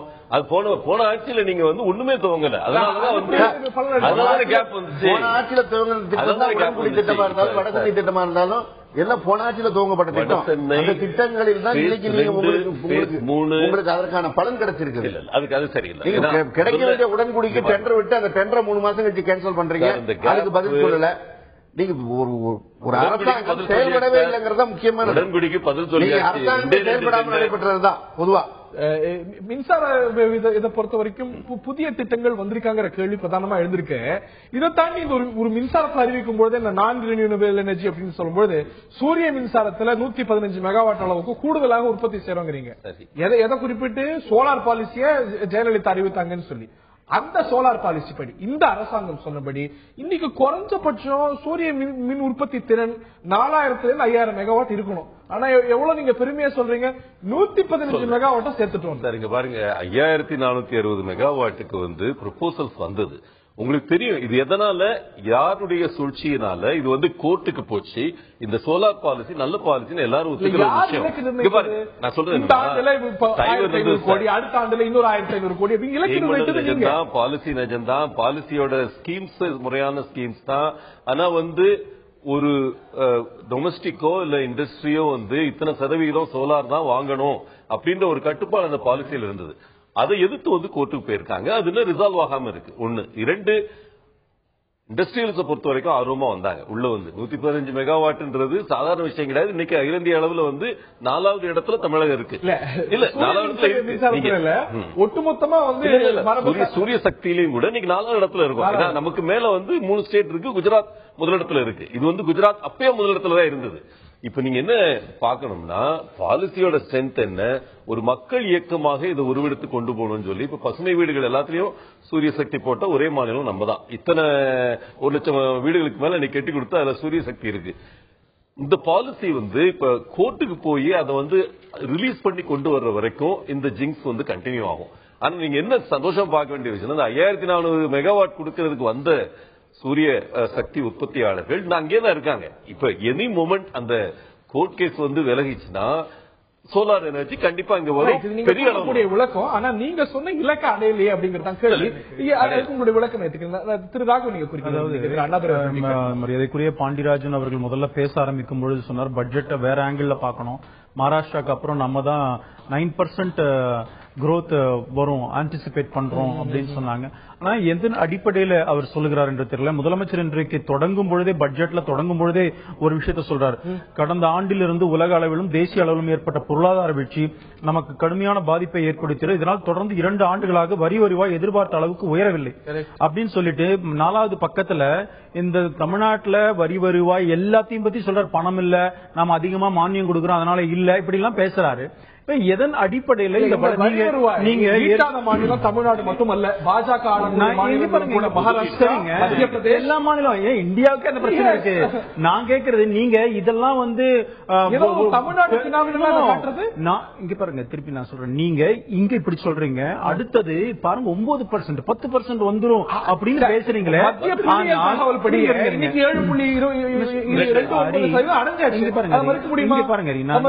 நான் சொல்ல வரேன், வளர்ச்சி என்று சொன்னால் அதற்கு ஏற்ற அந்த முகாந்தரங்கள் இருக்கணும். நீங்க 2 வருஷமா எந்த விதத்திலையும் நம்ம வளரலங்கிற ஒத்துக்கிட்டு அட்மிட் பண்ணிட்டு அடுத்த வருஷம் 9% வரும்னா ஏந்தனால நம்பணும்? நீங்களே சொன்னீங்க 4000 மெகாவாட் வர்றத 150 மெகாவாட் வர்றது இருங்க, நான் ஏத்துக்கிறேங்கிறது அது வளர்ச்சி இருக்குன்னு காட்டுது. அதை நாங்க ஏத்துக்க மாட்டோம். சீஃப் மினிஸ்டர்ஸ் அட்ரஸ் நான் சீஃப் மினிஸ்டர் தொடக்கத்துல சொல்றாரு. சீஃப் மினிஸ்டர் தொடக்கத்துல சொல்றாரு 2 வருடமா பெரிய பிரச்சனை இருக்கு இந்த பேஸ் பண்ணிட்டு இருக்கோம்னு சொல்றாரு. நீங்க சொன்னீங்க இருக்கு சார், தமிழ்நாட்டுல பத்தி தாங்க அவர் பேசுறாரு. தமிழ்நாட்டை பத்தி பேசும்பொழுது சொல்றாரு 4000 மெகாவாட் மின் உற்பத்தி வரணும். நீங்க சொன்ன மாதிரி 150. இப்ப இதே மாதிரி சொல்லுவதற்கு என்ன 1000 விஷயம் சொல்லலாம். 9% என்ன, இன்னும் கூட உங்களுக்கு பிடிச்ச நம்பர் எல்லாம் வச்சுக்கோங்க, 10 வச்சுக்கோங்க, 11 2029% வளர்ச்சி அடைஞ்சிருக்கும் அப்படிங்கறத நீங்க இது எந்த புள்ளி வரதை வச்சு இப்படி சொல்றீங்க? பணமே இல்லன்னு பேசுறீங்க. பணம் இல்லன்னு சொல்லிட்டு இந்த அளவுக்கு நாங்க ரீச்சும் பண்ணுவோம் பேசினா 2 மாறுபட்ட முதலீடுங்க. எவ்வளவு முதலீடு வந்திருக்கு உங்களுக்கு? MOU பேஸ்ட் முதலீடு வந்திருக்கு, சிங்கிள் விண்டோ பேஸ்ட் முதலீடு வந்திருக்கா? 15 லட்சம் கோடி இப்போ 2023 சொல்லி அந்த அளவுக்கு முதலீடு வந்திருக்கு அப்படிங்கிற கேள்வி. எவ்வளவு சதவீதம் வந்திருக்கிறது? 30,000 கோடி வந்திருக்கு அப்படின்னு சொல்றீங்க. அதற்கும் இதற்கும் தொடர்பு இருக்கிறதா? அதே அந்த வேகத்துல தான் முதலீடு ஈர்க்கப்படுதாங்கிற கேள்வி இருக்குது. திரு அண்ணாதுரை இது சார்ந்து நீங்க குறுக்கிட விரும்புறீங்க. கோ ஹெட், உங்களுக்கு சில கருத்துக்கள் இது சார்ந்து இருந்தது. திரு அண்ணாதுரை. அதாவது சூரிய ஒளி மின்சக்தி பொறுத்தவரையில ஒரு ஆண்டுக்கு 1000 மெகாவாட் என்ற இடத்துல 3 ஆண்டுக்கு 3000 மெகாவாட் உற்பத்தி செய்யப்படும் என்று தமிழக அரசாங்கம் கொடுத்த வாக்குறுதி. 2012 அந்த 3000 மெகாவாட் என்பது இன்னைக்கு வெறும் 150. ஆமா, இன்னைக்கு 150 மெகாவாட் சொன்னா அதுல அதிமுக அரசாங்கம் தோல்வி அடைஞ்சிருக்கு என்பதுதான் உண்மை. அதற்கு வழக்கு இருக்கு. ஃபண்டமெண்டல் ரைட்ஸ்ல வழக்கு அதாவது நீங்க வழக்கு இப்ப இதுக்கான என்ன திட்டமிடல் பண்ணாங்க நீங்க? அதாவது இந்தியாவிலே தமிழ்நாடு பாராட்டுக்குரியது என்று சொல்றாங்க அவங்க. இதுக்கான என்ன திட்டமிடல் பண்ணாங்க? வழக்கு யார் போனது? எவ்வளவு டெண்டர் கோரப்பட்டது? எவ்வளவு டெண்டர் கோரப்பட்டது? எல்லா பிளானிங் இருக்கணும்ல. வழக்கு வர வாய்ப்பு இருக்குன்னு கூட தெரியாது. எல்லாத்தையும் பண்ணித்தானே பிளான் பண்ணுவாங்க. ஆனா நான் எடுத்து இவங்க இந்த மாதிரி பண்ணிட்டாங்க ஒரு ரீசன் சொல்ல முடியுமா?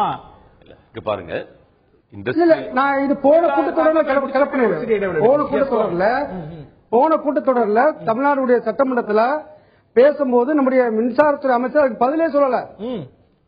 எனவே நீதிமன்றத்தில் போயிருச்சு, எனவே பண்ண முடியல என்று சொல்லக்கூடிய வாதமும் ஏற்புடைய வாதமே இல்ல. மேலும் இந்த ஒரு பட்ஜெட் சார்ந்த பல கேள்விகள். அது மாதிரி இன்னொன்று சொல்லுங்க. இன்னொரு விஷயத்தை சொல்றேன்.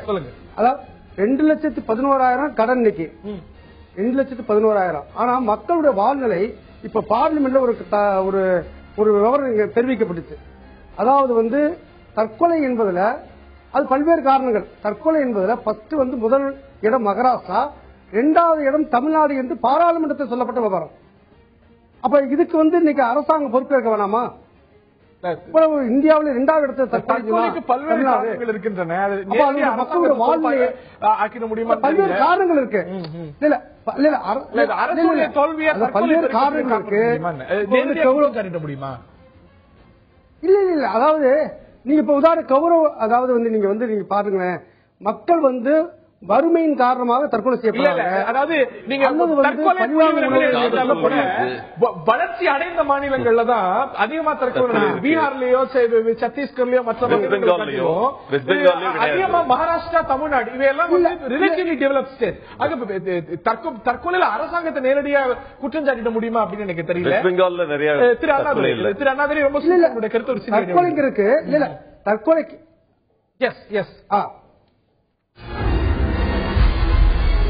இன்று தாக்கலாகி இருக்கக்கூடிய தமிழக பட்ஜெட் குறித்து விரிவாக இன்றைய நிகழ்ச்சியில் விவாதித்து வருகின்றோம். நான் இந்த நிகழ்ச்சியில பல்வேறு கேள்விகள், பல்வேறு விமர்சனங்கள் எழுந்திருக்கின்றன. திரு சோமவள்ளியப்பன் அவர்கள்ட்ட தான் கேட்க இருக்கின்றேன். எதிர்க்கட்சிகள் முன்வைத்திருக்கக்கூடிய விமர்சனம் இன்னைக்கு பாருங்க, 2,11,000 கோடி அளவுக்கு கடன் பெருகி இருக்கிறது. வருவாயை அரசாங்கம் ஒரு டார்கெட் நிர்ணயிக்கிறது. எந்த வருவாயும் அரசாங்க நிர்ணயித்த டார்கெட்டை ரீச் பண்ண முடியல. இதுதான் நல்ல நிதி மேலாண்மைக்கு அழகா? இதுதான் இந்த பட்ஜெட் நல்ல பட்ஜெட் என்று சொல்றதுக்கான முகாந்திரமா என்று எதிர்க்கட்சிகள் கேட்கின்றன. இது சார்ந்த உங்களுடைய அதாவது இப்போ நம்மளுடைய கான்ஸ்டிடியூஷன்ல எந்த வரி யார் விதிக்கலாம் என்பதுல மாநிலங்களுக்கு இருக்கிற வாய்ப்பு குறைவு தான். இப்போ மாநிலங்கள் இப்போ சென்ட்ரல் கவர்மெண்ட் கார்பரேட் டாக்ஸ் போடலாம், பர்சனல் இன்கம் டாக்ஸ் போடலாம், எக்ஸைஸ் டியூட்டி போடலாம், கஸ்டம்ஸ் டியூட்டி போடலாம், ஏகப்பட்ட வரி வருமானங்கள் இருக்கிறது. அதுல இருந்து தான் அவர்கள் பகிர்ந்து கொடுத்து கொண்டிருக்கிறார்கள். ஆனா மாநிலத்துக்கு இருக்கிற வரி வருமானங்கள் எல்லாம் ஒரு மனிதனுடைய அதிகமான சம்பாத்தியத்திலிருந்து வரல. இப்ப அவங்க கூட ராகவன் சார் கூட நல்லா கேட்டாங்க. இப்ப நீங்க நிறைய வருமானங்களே காட்டவில்லை, ஆனா ஜிடிபி மட்டும் எப்படி உயர்வாக காட்ட முடிகிறது என்று. ஜிடிபி நாம பேசிக்கொண்டிருக்கிற ஜிடிபி ரிவைஸ்டு ஜிடிபி. இப்ப 2004, 2005 பேஸ் இயரா இருந்தது வேற, 2010, 2011 இருக்கிற பேஸ் இயர் வேற. மத்திய அரசாங்கமும் அதை ரிவைஸ் பண்ணி தான் இந்தியாவுடைய ஆல் இண்டியா ஜிடிபியை சொல்றாங்க, ஸ்டேட்டும் அந்த ஜிடிபியை சொல்றாங்க. அது தவிர இப்போ அவங்க பேஸ்கெட் ஆஃப் ஐட்டம்ஸ் எதெல்லாம் வச்சு ஜிடிபி கால்குலேட் பண்றதுங்கிறதுலயே கொஞ்சம் இன்ஃபார்மல் செக்டரையும் சேர்த்திருப்பதாக சொல்லுகிறார்கள். அதனுடைய முழு விவரம் தெரியவில்லை. அந்த விதத்தில் பார்த்தா தமிழ்நாட்டில் ஆர்கனைஸ் செக்டரோட அன்ஆர்கனைஸ்ட் அதிகமாக இருக்கலாம். அதை வைத்து கூட புதிய பேஸ்கெட்ல நம்முடைய வளர்ச்சி 9% வரலாம். ஆக இந்த அரசாங்கம் என்ன சொல்லுகிறார்கள், இந்த டீசல் இவர்களுக்கு வரக்கூடிய வருமானங்களை டீசல் மேல போற கலால் வரி டீசலுடைய குறைந்து விட்டது. அது அதன் மீது ஒரு சதவீதமா இருக்கிற போது எங்களுக்கு வருமான வரி குறைந்து விடுகிறாங்க. இப்போ இவர்கள் வரி அதிகரித்தால் ஒரு பக்கம் கொக்குரல் வரும். எப்படிங்க வரி அதிகரிச்சீங்க, ஏற்கனவே கூட இருக்கும்பாங்க. வரி அதிகரிக்கணும் எப்படிங்க, நீ அதிகரிக்காமலே சர்வதேச நிலவரத்துல கச்சா எண்ணெய் விலை குறைஞ்சிருக்க. கண்டிப்பா அந்த சர்வதேச எண்ணெய் விலை குறைஞ்சதுனால பல மாநிலங்களும் அவங்களோட கமர்ஷியல் டாக்ஸ் இன்க்ரீஸ் பண்ணிக்கிட்டாங்க. ஏன்னா மொத்தமா இன்னைக்கு 50% குறைஞ்சிருக்கு சார். பெட்ரோல் டீசலுடைய விலை சர்வதேச சந்தையில 50% மேல குறைஞ்சிருக்கு. மத்திய அரசாங்கமும் தனது வரிகளை பெர்சன்டேஜ்ல இன்க்ரீஸ் பண்ணிட்டாங்க. 5 மாநில அரசாங்கங்கள் அது இன்க்ரீஸ் பண்ணிருக்காங்க. ஆனா தமிழக அரசாங்கம் அது இன்க்ரீஸ் பண்ணாததுனால நமது இழப்பு சுமார் 3500 கோடி இழந்திருக்கும். நீங்க ரெண்டாவது மத்திய அரசாங்கத்தை அவர் சாசுலர் 14வது திட்ட கமிஷன் வச்சுக்கோ. 14 திட்ட கமிஷனால நாம இழந்தது குறைந்தது 3000 கோடி இந்த வருஷம் நமக்கு. ஓகே, இந்த இதெல்லாம் இருக்கிற காலகட்டத்தில் 650 கோடிக்கு வரி சலுகைகள். இது ஏதோ கொசுவல வேலை மட்டும் கிடையாது. மீன்பிடி உபகரணங்கள், செல்போனு, ஏர் கம்ப்யூட்டர். ஒரு பக்கம் ஒரு பெரிய கடன் சுமை அப்படிங்கிறீங்க. 2,11,000 கோடி பிஸ்கல் நிலைமை அவ்வளவு ரோசியா இல்லன்னு பினான்சியல் செக்ரட்டரியே சொல்றாரு. இன்னொரு பக்கம் புதிய வரி போடல, இன்னொரு பக்கம் வரி சலுகைகள் கொடுத்து 650 கோடிக்கு இழப்பு. மிக முக்கியமான காரணம்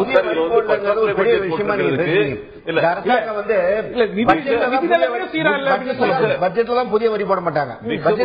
எல்லா வேலையும் பண்ணுவாங்க. ஆட்சி வந்த போது முதல் ஆண்டில 1500 கோடிக்கு மறைமுகமா வரி 8500 கோடிக்கு வருமானத்தை ஏற்றுவதற்கான வழியை பார்த்தாங்க. அப்புறம் பால் கட்டணத்தை ஏற்றினாங்க, பஸ் கட்டணத்தை ஏற்றினாங்க, மின் கட்டணத்தை ஏற்றினாங்க. அவங்க பட்ஜெட் அறிவிக்கும் போதுதான் அந்த வரி இல்லா பட்ஜெட் இது பேருக்கு தான். பத்திரிகையில் நாளைக்கு தலைப்பு செய்து வருவதற்காக இது முடிஞ்ச பிறகு அடுத்த மாசம் எல்லா வேலையும் பண்ணிடுவாங்க. மிக முக்கியமான எதுக்காக காரணம் நான் நினைக்கிறேன்னா, அவங்க அதிலே சொல்லியிருக்காங்க, நீத்தி ஆயோக் கையில இன்னைக்கு 20,000 கோடி இருக்கு. நீங்க எந்த நீத்தி ஆயோக் பிளானிங் கமிஷனை ரீப்ளேஸ் பண்ணி வந்ததோ அந்த நீத்தி ஆயோக் கையில இருக்கிற 20,000 கோடியில 5,000 கோடி தமிழ்நாட்டுக்கு எதிர்பார்த்துட்டு இருக்காங்க. இன்னைக்கு அது வந்ததுன்னா வருவாய் பற்றாக்குறை கிடையாது, இது வருவாய் உபரி பட்ஜெட் ஆகும். இந்த பட்ஜெட் நீத்தி ஆயோக் கையில இருக்கிற அந்த 20,000 கோடியில எந்த ஸ்டேட்ஸ் எல்லாம்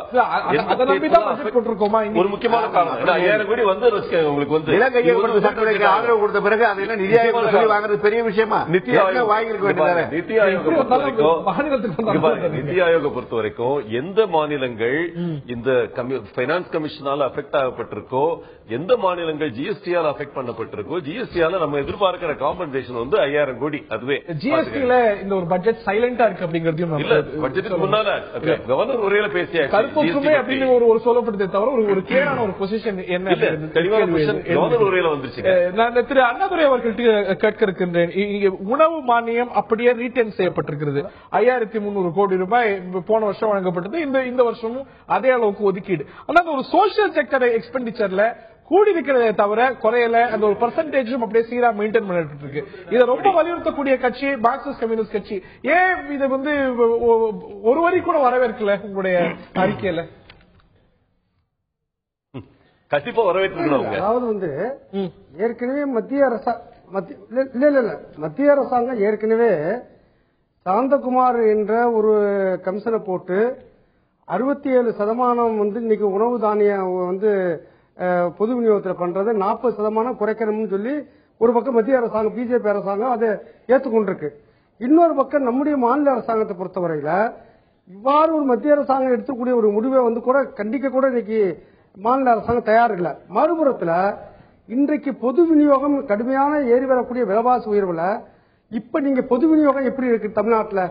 நீங்க இப்ப ரேஷன் கடைகள்ல உளுந்து கிடைக்குதா, துவரம் பருப்பு கிடைக்குதா, பாமாயில் கிடைக்குதா, முறையாக இது பூரா விநியோகம் செய்யப்படுதா? மக்கள் பல முறை போய் திரும்பக்கூடிய நிலைமையா இருக்கு. எனவே கடந்த ஒரு 6 மாத காலமாக இன்றைக்கு தமிழ்நாட்டில் இந்த ரேஷன் கடைகளில் எந்த பொருளுமே அநேகமாக நான் குறிப்பிட்ட பொருள் எதுவும் விநியோகம் செய்யப்படவில்லை. எனவே இப்ப நீங்க இன்னைக்கு இருக்கக்கூடிய சூழ்நிலையில மாநில அரசாங்கம் இந்த பொது விநியோகத்தை வலுப்படுத்துவதற்கு, பொது விநியோகத்துக்கு இன்னும் கூடுதலான நிதியை ஒதுக்கீடு பண்ணாதான் நீங்க மக்களுடைய தேவைகளை ஓரளவுக்காவது பூர்த்தி பண்ண முடியும், வெளி மார்க்கெட்டுடைய விலைவாசியை ஓரளவுக்காவது கட்டுப்படுத்த முடியும். அப்படின்னா இன்னைக்கு உதாரணமா 2013-14 அவங்க 5,000 கோடி ரூபாய் ஒதுக்கியிருக்காங்க. இப்ப 2 வருஷம் சென்று 5,300 கோடி ரூபாய் ஒதுக்காங்க. 5,300 கோடி தான் இந்த 2 வருஷத்துல அவங்க கூட்டிருக்கக்கூடிய தொகை. ஆமா, 2 வருஷத்துல 300 கோடியா உயர்த்திருக்காங்க. ஆனா இந்த 2 வருஷத்துல விலைவாசியுடைய ஏற்றம் கடுமையான பணவீக்கம், கடுமையான ஏற்றம். எனவே இந்த 300 கோடி ரூபாய் மட்டுமே உயர்வு என்பது ஏற்புடையதல்ல. இன்னும் கூடுதலான நிதியை ஒதுக்கீடு செய்ய வேண்டும், பொது விநியோகத்தை வலுப்படுத்த வேண்டும்.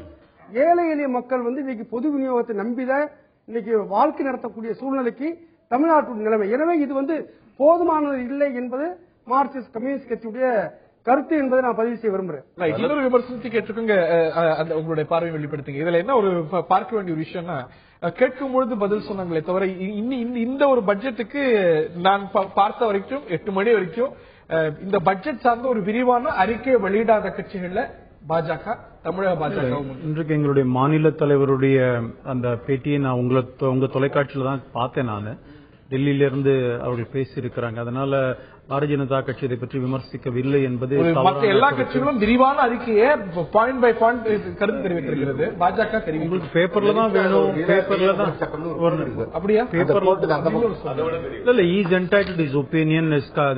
அவருடைய கருத்தை சொல்லலாம், உரிமை இருக்கு. எங்களை பொறுத்த வரைக்கும் எங்களுடைய தமிழக தலைவர் நான் அந்த பட்ஜெட் இது பண்ண உடனே நான் உங்க தொலைக்காட்சியில தான் அதை பார்த்தேன். அதனால விமர்சித்திருக்கிறோம். இன்ஃபேக்ட் இது பாரதிய ஜனதா கட்சி மத்திய அரசாங்கத்தை கடுமையாக முதலமைச்சர் அவர்கள் பேசும்பொழுது விமர்சித்திருக்கிறார். அதையும் கூட எங்களுடைய மாநில தலைவர் விமர்சனம் செய்திருக்கிறார். அதனால எங்களுடைய கட்சியின் தலைவர் வியூ தான் எங்களுடைய வியூ தான் இருக்கு. தலைவருடைய கொஞ்சம் பொறுத்துக்கோங்க. அதனால பாரதிய ஜனதா கட்சி தன்னுடைய விமர்சனத்தை தெளிவாகவே சொல்லியிருக்கிறது. எங்களுடைய மாநில தலைவர் சொல்லியிருக்கிறார்.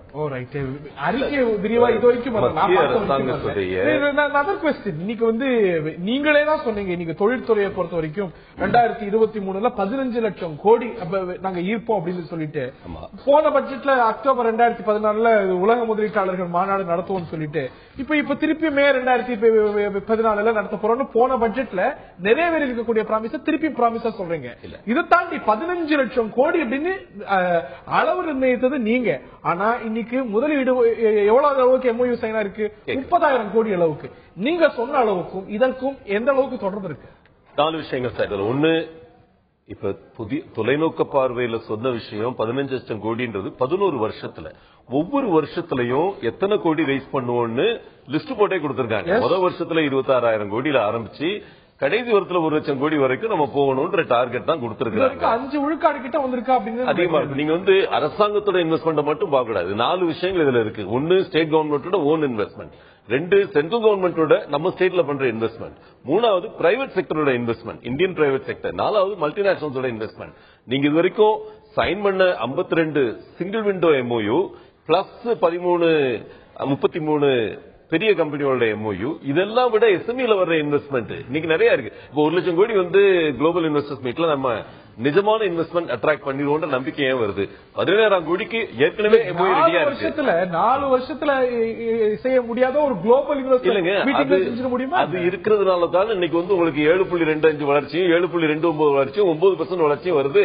அந்த முதலீடு வரலன்னா சார் ராகவன் சார் சொன்ன மாதிரி அரசாங்கத்தோட வருமானம் வந்து ஒரு 10% 11% தான் வளர்ந்துட்டு இருக்கு வருஷத்துக்கு. 2023 நாங்க வந்து இந்தியாவோட போட்டி போடுறோங்கிற தாண்டி நாங்க வந்து மலேசியாவோட போட்டி போடுவோம், தாய்லாண்டை விட. அந்த அளவுக்கு இந்த ஒரு வளர்ச்சியோ இல்ல மூலதனமோ இன்வெஸ்ட்மெண்டோ நம்ம அட்ராக்ட் பண்ணிட்டு இருக்கோமா? உன்னதமான லட்சியம் மாற்றுகிறது இல்ல. ஒரு சரியான வேகத்துல நீங்க நிர்ணயிக்க தண்ணி கொடுன்னு சொன்னா அதோ தூரத்துல 2 கிலோமீட்டர்ல ஏரி இருக்கு, குளம் இருக்கு, வாங்க போலான்னு 2023 கதையை சொல்லிட்டு அர்த்தம் இல்ல. இந்த பட்ஜெட்ல விவசாயிகளுக்கு என்ன செய்யப்பட்டிருக்கிறது? தொழிலாளர்களுக்கு என்ன பாதுகாப்பு? இதை ஏதாவது சொல்லுங்க. நீங்க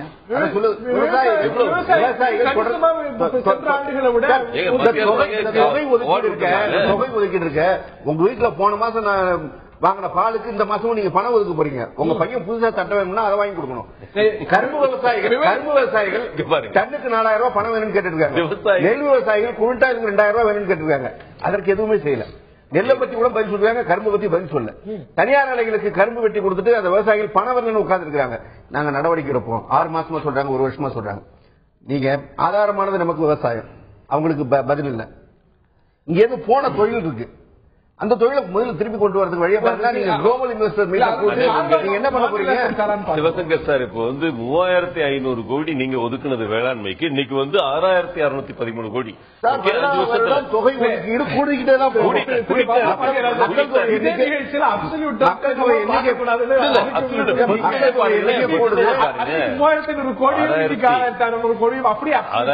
கோடி 5 வருஷம் ஆச்சு. சரிதான், நீங்க சொல்றது கரெக்ட் தான். வேளாண்மைக்கு நல்லது செஞ்சிருக்கனால தானே இன்னைக்கு மத்திய அரசாங்கம் எல்லா மாநிலங்கள்லயும் விவசாயத்துக்கு அவார்டு கொடுக்கறப்ப தமிழ்நாடு தானே கூட்டு கொடுத்தாங்க. அதே நேரத்துல ஏன் அவங்க என்ன கிராமத்துல அங்க இருக்கிற விவசாயிகள்ட்ட நீங்க பதில் சொல்லணும். நம்ம இங்க உட்கார்ந்து டிஸ்கஸ் பண்றது மாத்திரம் விஷயம் இல்ல. கிராமத்துல இருக்கிற உண்மையான நிலவரத்தை பார்க்கணும். நீங்க வெளியே போய் பாருங்க. இன்னைக்கு மகாராஷ்டிராலையும் எங்க ஊர்ல முந்திரிக்கு 3 வருடமா காஞ்சி போயிடுச்சு. நீங்க நிவாரணம் கொடுக்கணும் போராட்டம் பண்றோம். பருத்தி கரும்பு சோளம் காஞ்சி போச்சு, நிவாரணம் கொடுக்கணும். அதுக்கு கொடுக்கறதுக்கு என்ன வழின்னு கேட்டா, நீங்க போன ஆண்டு ஒதுக்கப்பட்ட தொகையை விட இந்த ஆண்டு 50 ரூபாய்க்கு கூட ஒதுக்கப்பட்டிருக்கிறது. இல்ல இந்த துறையில 100 ரூபாய் ஒதுக்கப்பட்டிருக்கிறது. சார், நீங்க இந்த பட்ஜெட்ல புதுசா என்ன திட்டம் வச்சிருக்கீங்க? எந்த திட்டமும் ஒண்ணு சொல்றேன். இங்க பாருங்க, குறைஞ்சது 5 புது திட்டங்கள் உருவாக்கப்பட்டிருக்கு. எந்த மாநிலத்திலும் இல்லாம முதல் முறையாக இந்த அரசாங்கத்துல அனலிட்டிக்ஸ் செல் உருவாக்கி இருக்காங்க. அனலிட்டிக்ஸ் தான் என்னன்னு கேட்டீங்கன்னா, இன்னைக்கு வேளாண்மையில இருந்து தொழில்துறை வரைக்கும் ஒரு ஆதாரமான துறை இந்த டேட்டா அனலிட்டிக்ஸ் சென்டர் முதல் முறையாக ஒரு அரசாங்கத்தால உருவாக்கப்பட்டிருக்கு. இரண்டாவது, இதுவரைக்கும் கால வளர்ச்சிக்கு தகுந்த மாதிரி செய்ய வேண்டிய அடிப்படை வேலைகள்.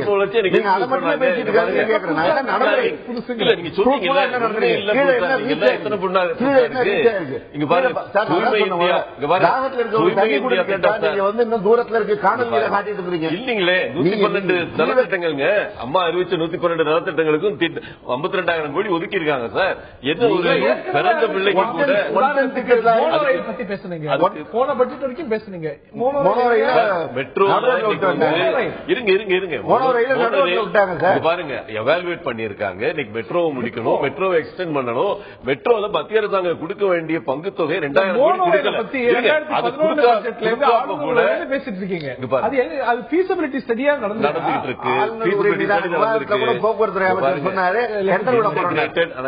இன்டகிரேட்டட் டிரான்ஸ்போர்ட் கவர்னர் உரையிலேயே இதை பத்தி பேசியாச்சு. சென்னையை பொறுத்த வரைக்கும் இந்த கவர்னர் உரையில தான் இன்டகிரேட்டட் டிரான்ஸ்போர்ட் போட்டிருக்காங்க. பாருங்க, மோனோ ரயில் இப்ப ஆய்வு பண்ணணும்னு பண்ணியாச்சு. ஆய்வு பண்ணி இன்டகிரேட் பண்றது பண்ணுவாங்க. 2011 நீங்க அறிவிக்கிறீங்க. அதுல ஏதாவது கொஞ்சமாவது முன்னேற்றம் நடந்திருக்கணும்ல. நீங்க 2014 இருந்து 16 வரைக்கும் தொடக்க ஆய்விலேயே இருக்கும். சரிங்க, பாருங்க, mono, metro, MRT plus road transport நாளையும் இன்டகிரேட் பண்றதா இன்டகிரேட்டட் டிரான்ஸ்போர்ட் சிஸ்டம். அந்த இன்டகிரேட்டட் டிரான்ஸ்போர்ட் சிஸ்டத்துக்கு ஃபண்ட் ஒதுக்கப்பட்டிருக்கு. கவர்னர் உரையில அதை பத்தி பேசப்பட்டிருக்கு. கண்டிப்பா அதுக்கு ஆய்வுகள் நடந்துட்டு இருக்கு. மெட்ரோ குயிக்கா முடிக்கணும்.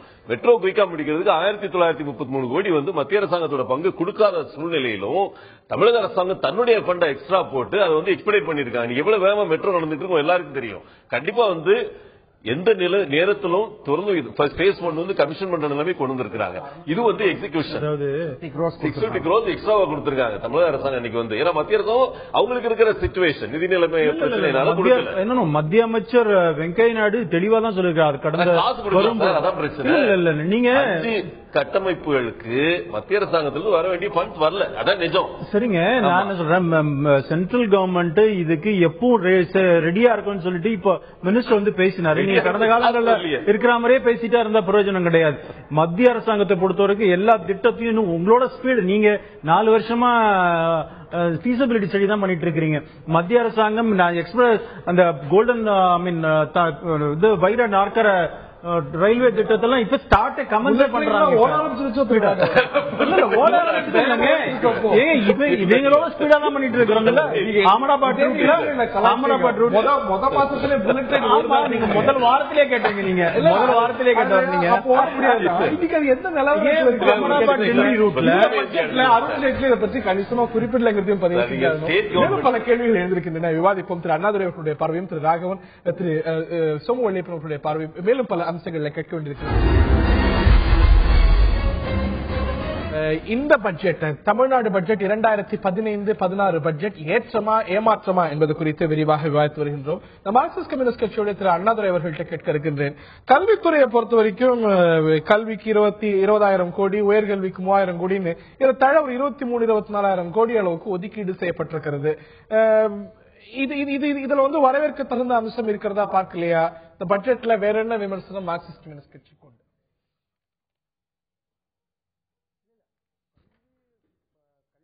திரு அண்ணாதுரை, வேகமாக தனியார் மையத்தை நோக்கிதான் மாநில அரசாங்கத்துடைய நடவடிக்கை இருப்பதாகத்தான் நாங்க பாக்கிறோம்.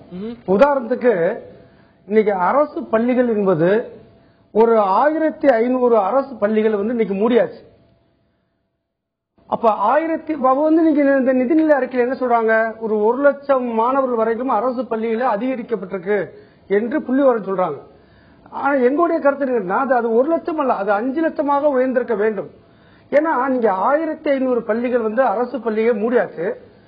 ஒரு 20 மாணவர்கள் இருக்கக்கூடிய எண்ணிக்கையில் இருக்கக்கூடிய 2000க்கு மேற்பட்ட அரசு பள்ளிகள் இன்னைக்கு வந்து செயல்பட்டு கொண்டிருக்கு. அப்படின்னா நீங்க அரசு பள்ளிகள் படிப்படியாக வந்து காலாவதியாகி தனியார் பள்ளிகளை நோக்கி போகக்கூடிய நிலைமை தான் இன்னைக்கு. அது உயர்கல்வியா இருந்தாலும் சரி, அல்லது வந்து நீங்க வந்து பள்ளி கல்வித்துறை ஆனாலும் சரி, மொத்தத்தில் வந்து அரசாங்கம் வந்து நிதியை ஒதுக்கீடு என்பது கூடுதல் என்று ஒரு பக்கம் பார்த்தாலும் கூட இன்னைக்கு தனியார் மையத்தை நோக்கி தான் போகுது. அரசாங்கம் வந்து இன்னைக்கு அரசு பள்ளிகளை பாதுகாப்பதற்கு, அரசு பள்ளிகளில் வந்து பிள்ளைகளை கூடுதலாக சேர்ப்பதற்கு அதுக்கான திட்டமிடுதல், அதற்கான ஏற்பாடு என்பதே இல்லை என்பதை எங்களுடைய குற்றச்சாட்டாக நாங்கள் வந்து குறிப்பிட விரும்புகிறோம். அது மாதிரி இன்னைக்கு உயர்கல்வியில் பார்த்தீங்கன்னா ஏராளமான தனியாருடைய பொறியியல் கல்லூரியிலிருந்து இன்ஜினியர் கல்லூரி வரையிலும் ஏராளமான கல்லூரிகள் வந்து இன்னைக்கு துவக்கப்பட்டிருக்கு. அப்ப அரசாங்கம் என்பது வந்து இன்னைக்கு கல்வியை வந்து தனியார்மயமாக்கி கல்வியை வந்து வியாபாரமாக்கக்கூடிய வகையில அரசாங்கத்துடைய நடவடிக்கை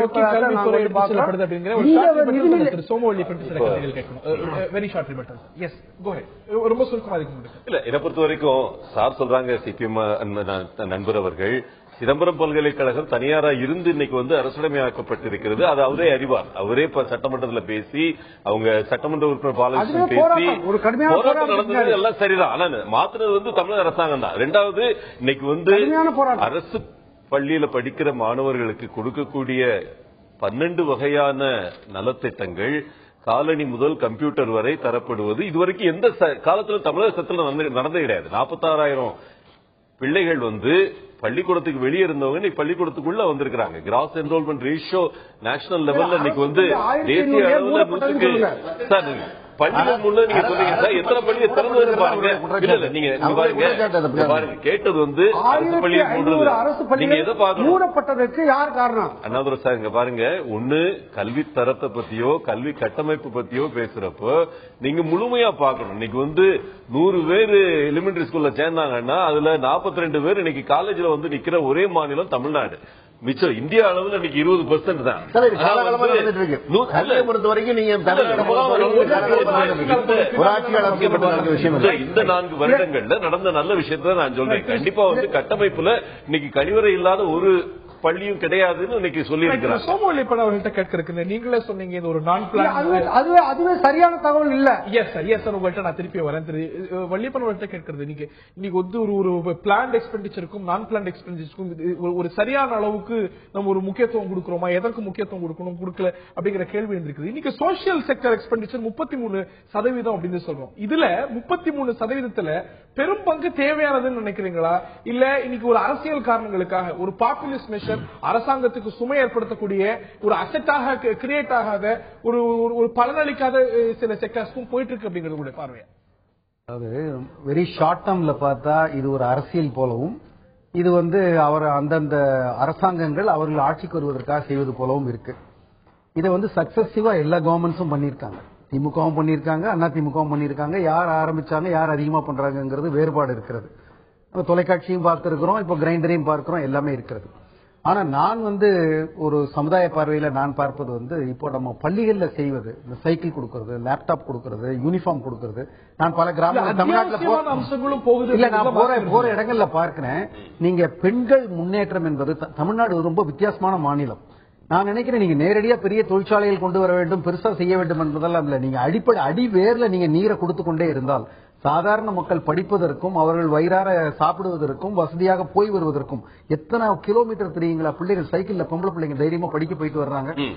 ஜிடிபி கான்ட்ரிபியூஷன் சைக்கிள் கொடுக்கறதோ லேப்டாப் கொடுக்கறதோ இல்லன்னா இவையெல்லாம் வந்து தேவையற்ற நல்ல வேலையாக அரசியல் காரணமோ என்ன காரணமோ இல்லாவிட்டால் இவர்களுக்கும் இதெல்லாம் கிடைக்கவே கிடைக்காது. நீங்க இதனுடைய பலனை வந்து ஒரு 5-10 ஆண்டுகளை தமிழ்நாடு அனுபவிக்கும். இன்றைக்கு நீங்க பள்ளிகள்லயும் கல்லூரியிலையும் கொடுக்கிற லேப்டாப் ஒரு டிஜிட்டல் ரெவல்யூஷன்ல தமிழ்நாடு பல மாநிலங்களோட பல முன்னோடியா நம்ம இருக்கோ இல்லன்னா அரசு செலவுல மானிய விலையில தொடங்கக்கூடிய இந்த உணவகங்களோ இவையெல்லாம் நிதி சுமையே கடன் சுமை பெரிய. இங்க வந்து தமிழ்நாடு போன்ற ஒரு மாநிலத்துக்கு இது ஒரு பெரிய கடன் சுமை இல்லைங்க. இன்றைக்கு நாம ஒன்னும் கட்ட முடியாத அளவுக்கு யாரும் வரி கட்டி கொண்டு இருக்கவில்லை தமிழ்நாட்டுல. இன்றைக்கு இந்த பெட்ரோல் விலைக்கும் எல்லாரும் பெட்ரோலை பயன்படுத்தி கொண்டுதான் இருக்கிறோம். நீங்க இன்னொன்னு வந்து சமுதாய காரணங்களுக்காகவும் இல்லாதவர்களுக்கு ஒரு இன்க்ளூசிவ் குரோத். முதல்ல அவங்க வந்து என்ஆர்இஜி ஸ்கீம் சொன்னதே என்ன சொன்னாங்கன்னா, நகரங்கள் வளர்கின்றன, கிராமங்கள் வளரவில்லை. கிராமங்கள்ல இருக்கிறவரிடம் பணம் இல்லாத போது அவர்கள் வசதி வாய்ப்பு குறைக்கிற போது பெரிய சிக்கல்கள் வரும். நாளைக்கு அவர்களை விட்டு ஒரு நாடு வளர முடியாது.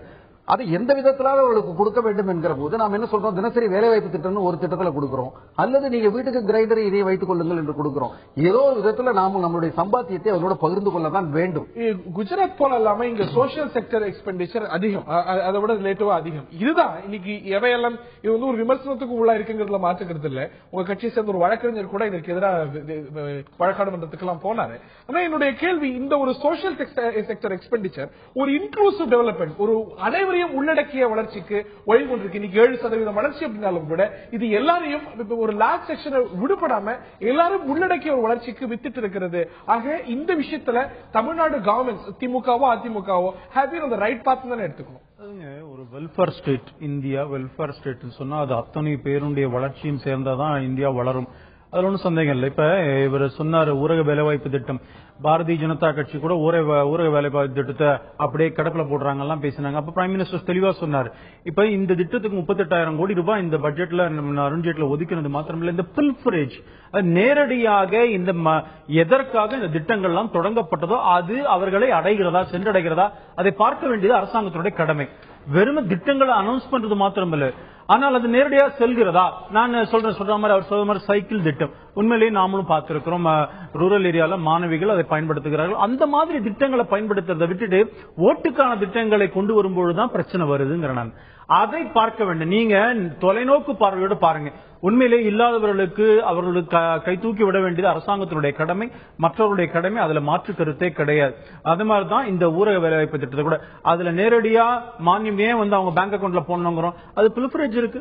100 ரூபாயில தொடங்கப்பட்ட திட்டம் 60 ரூபாய் 50 ரூபாய் தான் கிடைக்குது. கடைசியில திட்டத்தினுடைய அடிப்படை நோக்கம் அங்கு அடிபடும் பொழுது அதை பார்க்க வேண்டியது அரசாங்கத்தினுடைய கடமை. திரு சிவசங்கர் இறுதியான கேள்வி, அதாவது பட்ஜெட் உரையை புறக்கணிச்சீங்க, பட்ஜெட் விவாதத்துல கலந்துப்பீங்களா? மானிய கண்டிப்பா கலந்துப்போம். ஆளுநர் உரையை புறக்கணிச்சோம், ஆளுநர் உரை மீதான விவாதத்தில் கலந்துக்கிட்டோம். நிச்சயமா இந்த விவாதத்தில் கலந்துப்போம். இந்த விவாதம் நீங்க இந்த பட்ஜெட்ல வந்து இப்ப வரும்போது நான் வந்து Facebookல ஒரு ஸ்டேட்டஸ் போட்ட மாதிரி விவாதத்துக்கு வரப்போறேன். என்ன அந்த பட்ஜெட்ல இருக்கு நீங்க விவாதத்துக்கு போறீங்கன்னு மக்களே கேள்வி கேட்டிருக்காங்க. என்ன இந்த பட்ஜெட்ல ஒண்ணும் இல்ல, பல கட்சியை சேர்ந்தவர்கள் கேட்டிருக்காங்க. இந்த பட்ஜெட்ல என்ன இருக்குன்னு நீங்க நினைக்கிறீங்க? அவர் கொடுத்திருக்கிறதுல புதிய அறிவிப்புகள், ஒரு அரசாங்கம் புதிய அரசாங்கம் ஒரு அரசாங்கம் பட்ஜெட் கொடுக்கும்போது திமுக ஆட்சி இருக்கும்போது தலைவர் கலைஞர் இருக்கும்போது ஒவ்வொரு பட்ஜெட்லயும் புதிய திட்டங்கள் இருக்கும். புதிதாக மருத்துவக் கல்லூரி வழங்குவார், கலைஞர் வீடு வழங்கும் திட்டம், எல்லா குடிசை வீடுகளை மாற்றி வீடு வழங்கும் திட்டம், இப்படிதான் ஒரு அறிவிப்பு இருக்கும். இதுல பாத்தீங்கன்னா ஒண்ணும் கிடையாது. வருடம் ஒதுக்குகின்ற நிதியை பற்றி இந்த ஆண்டு இவ்வளவு ஒதுக்க போறோம், இது இந்த துறைக்கு ஒதுக்க போறோம் சொல்லி எழுதுறது மொத்தமா ஒரு இவ்வளவு பட்ஜெட் இவ்வளவு துறைக்கு ஒதுக்கிருக்கோம் கொடுத்துட்டு போயிடலாம். அதுக்கு ஒரு நிதிநிலை அறிக்கை தேவையில்லை. இன்னும் சொல்ல போனா இந்த நிதிநிலை அறிக்கையை துவங்கும் போதே வந்து அதிமுக சந்தோஷமா இல்ல, பெருசா ஏதோ வரும், ஒரு தேர்தல் சந்திக்க போற நேரத்தில் அந்த பட்ஜெட்ல பெருசா வரும்னு அவங்க எதிர்பார்த்தாங்க. ஆனா ஆரம்பிக்கும் போதே 3வது பக்கத்திலே முகாரி ராகம் பாடிதான் ஆரம்பிச்சிருக்கிறார். நிதிநிலை இல்லை, கடன் சுமை பெருகி இருக்கு, மானியம் அதிகமாக கொடுக்கிறோம், மத்திய அரசாங்கம் வஞ்சிக்கிறது. இப்படி ஆரம்பிக்கும் போதே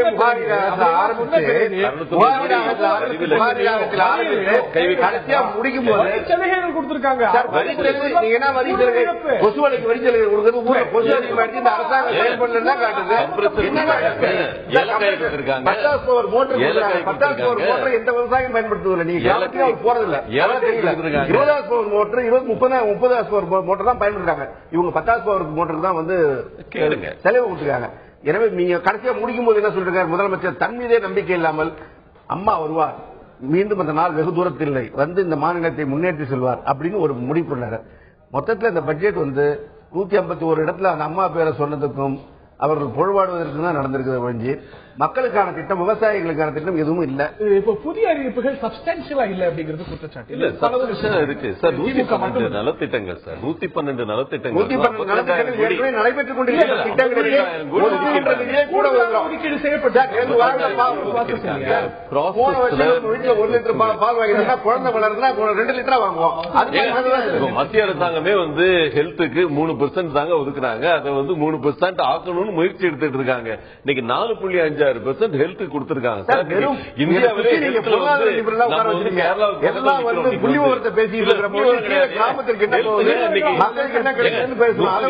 ஒரு லட்சத்துக்கு குழந்தை இறப்பு விகிதம் 24 இருந்து 21 குறைஞ்சிருக்கு. எல்லா குறியீடுகள்லயும் நம்ம ஹெல்த்தை பொறுத்த வரைக்கும் நல்லா இருக்கும், கல்வியை பொறுத்த வரைக்கும் நல்லா இருக்கும். இந்த மாதிரி விஷயம் தொழிலை பொறுத்த வரைக்கும் என்ன கான்டெக்ட் கிரியேட் பண்ணணுமோ அது ஒரு சிங்கிள் விண்டோ போர்ட்டலா இருந்தாலும் சரி, சரியான திசையில தான் இருக்கு. ஸ்ட்ரீட் டெவலப்மெண்ட் ஏஜென்சி நிறைய பேசிட்டோம், நிறைய குறைகள் ரெண்டையும்.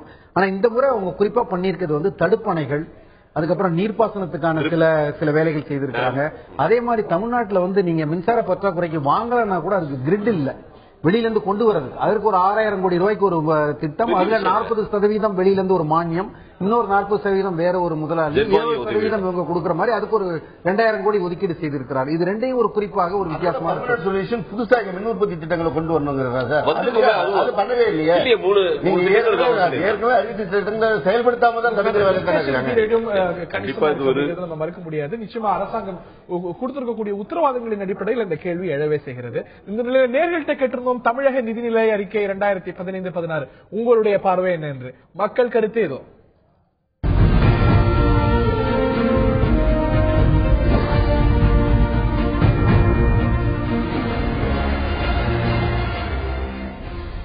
தமிழக நிதிநிலை அறிக்கை 2015 ஏற்றம் என்று 17%, ஏமாற்றம் என்று 66%, சம்பிரதாயம் என்று 17% சொல்லியிருக்கிறார்கள். இது சம்பிரதாயமான ஒரு அறிக்கை தான் என்று 17%, ஏமாற்றம் அளிக்கிறது என்று 66%, ஏற்றம் அளிக்கிறது என்று 17% சொல்லியிருக்கிறார்கள். ஆக மக்களுக்கு ஒரு பெரிய எதிர்பார்ப்பு இருக்கிறது அப்படிங்கிறது தான் இதன் மூலமாக நம்மால் புரிந்து கொள்ளக்கூடிய ஒரு விஷயமாக இருக்கிறது. பட்ஜெட் அல்லாத வெவ்வேறு தருணங்கள்ல இந்த அரசாங்கம் இந்த எதிர்பார்ப்புகளை நிறைவேற்றுமா பொறுத்திருந்து பார்ப்போம். நிகழ்ச்சியில் பங்கு பெற்ற திரு ராகவன், திரு சிவசங்கரன், அதே போல திரு சோமவல்லியப்பன், திரு மஃபா பாண்டியராஜன் மற்றும் திரு அண்ணாதுரை மற்றும் பார்த்த நேயர்களுக்கு இந்த தருணத்தில் நன்றி கூறி விடைபெறுகின்றோம். வணக்கம்.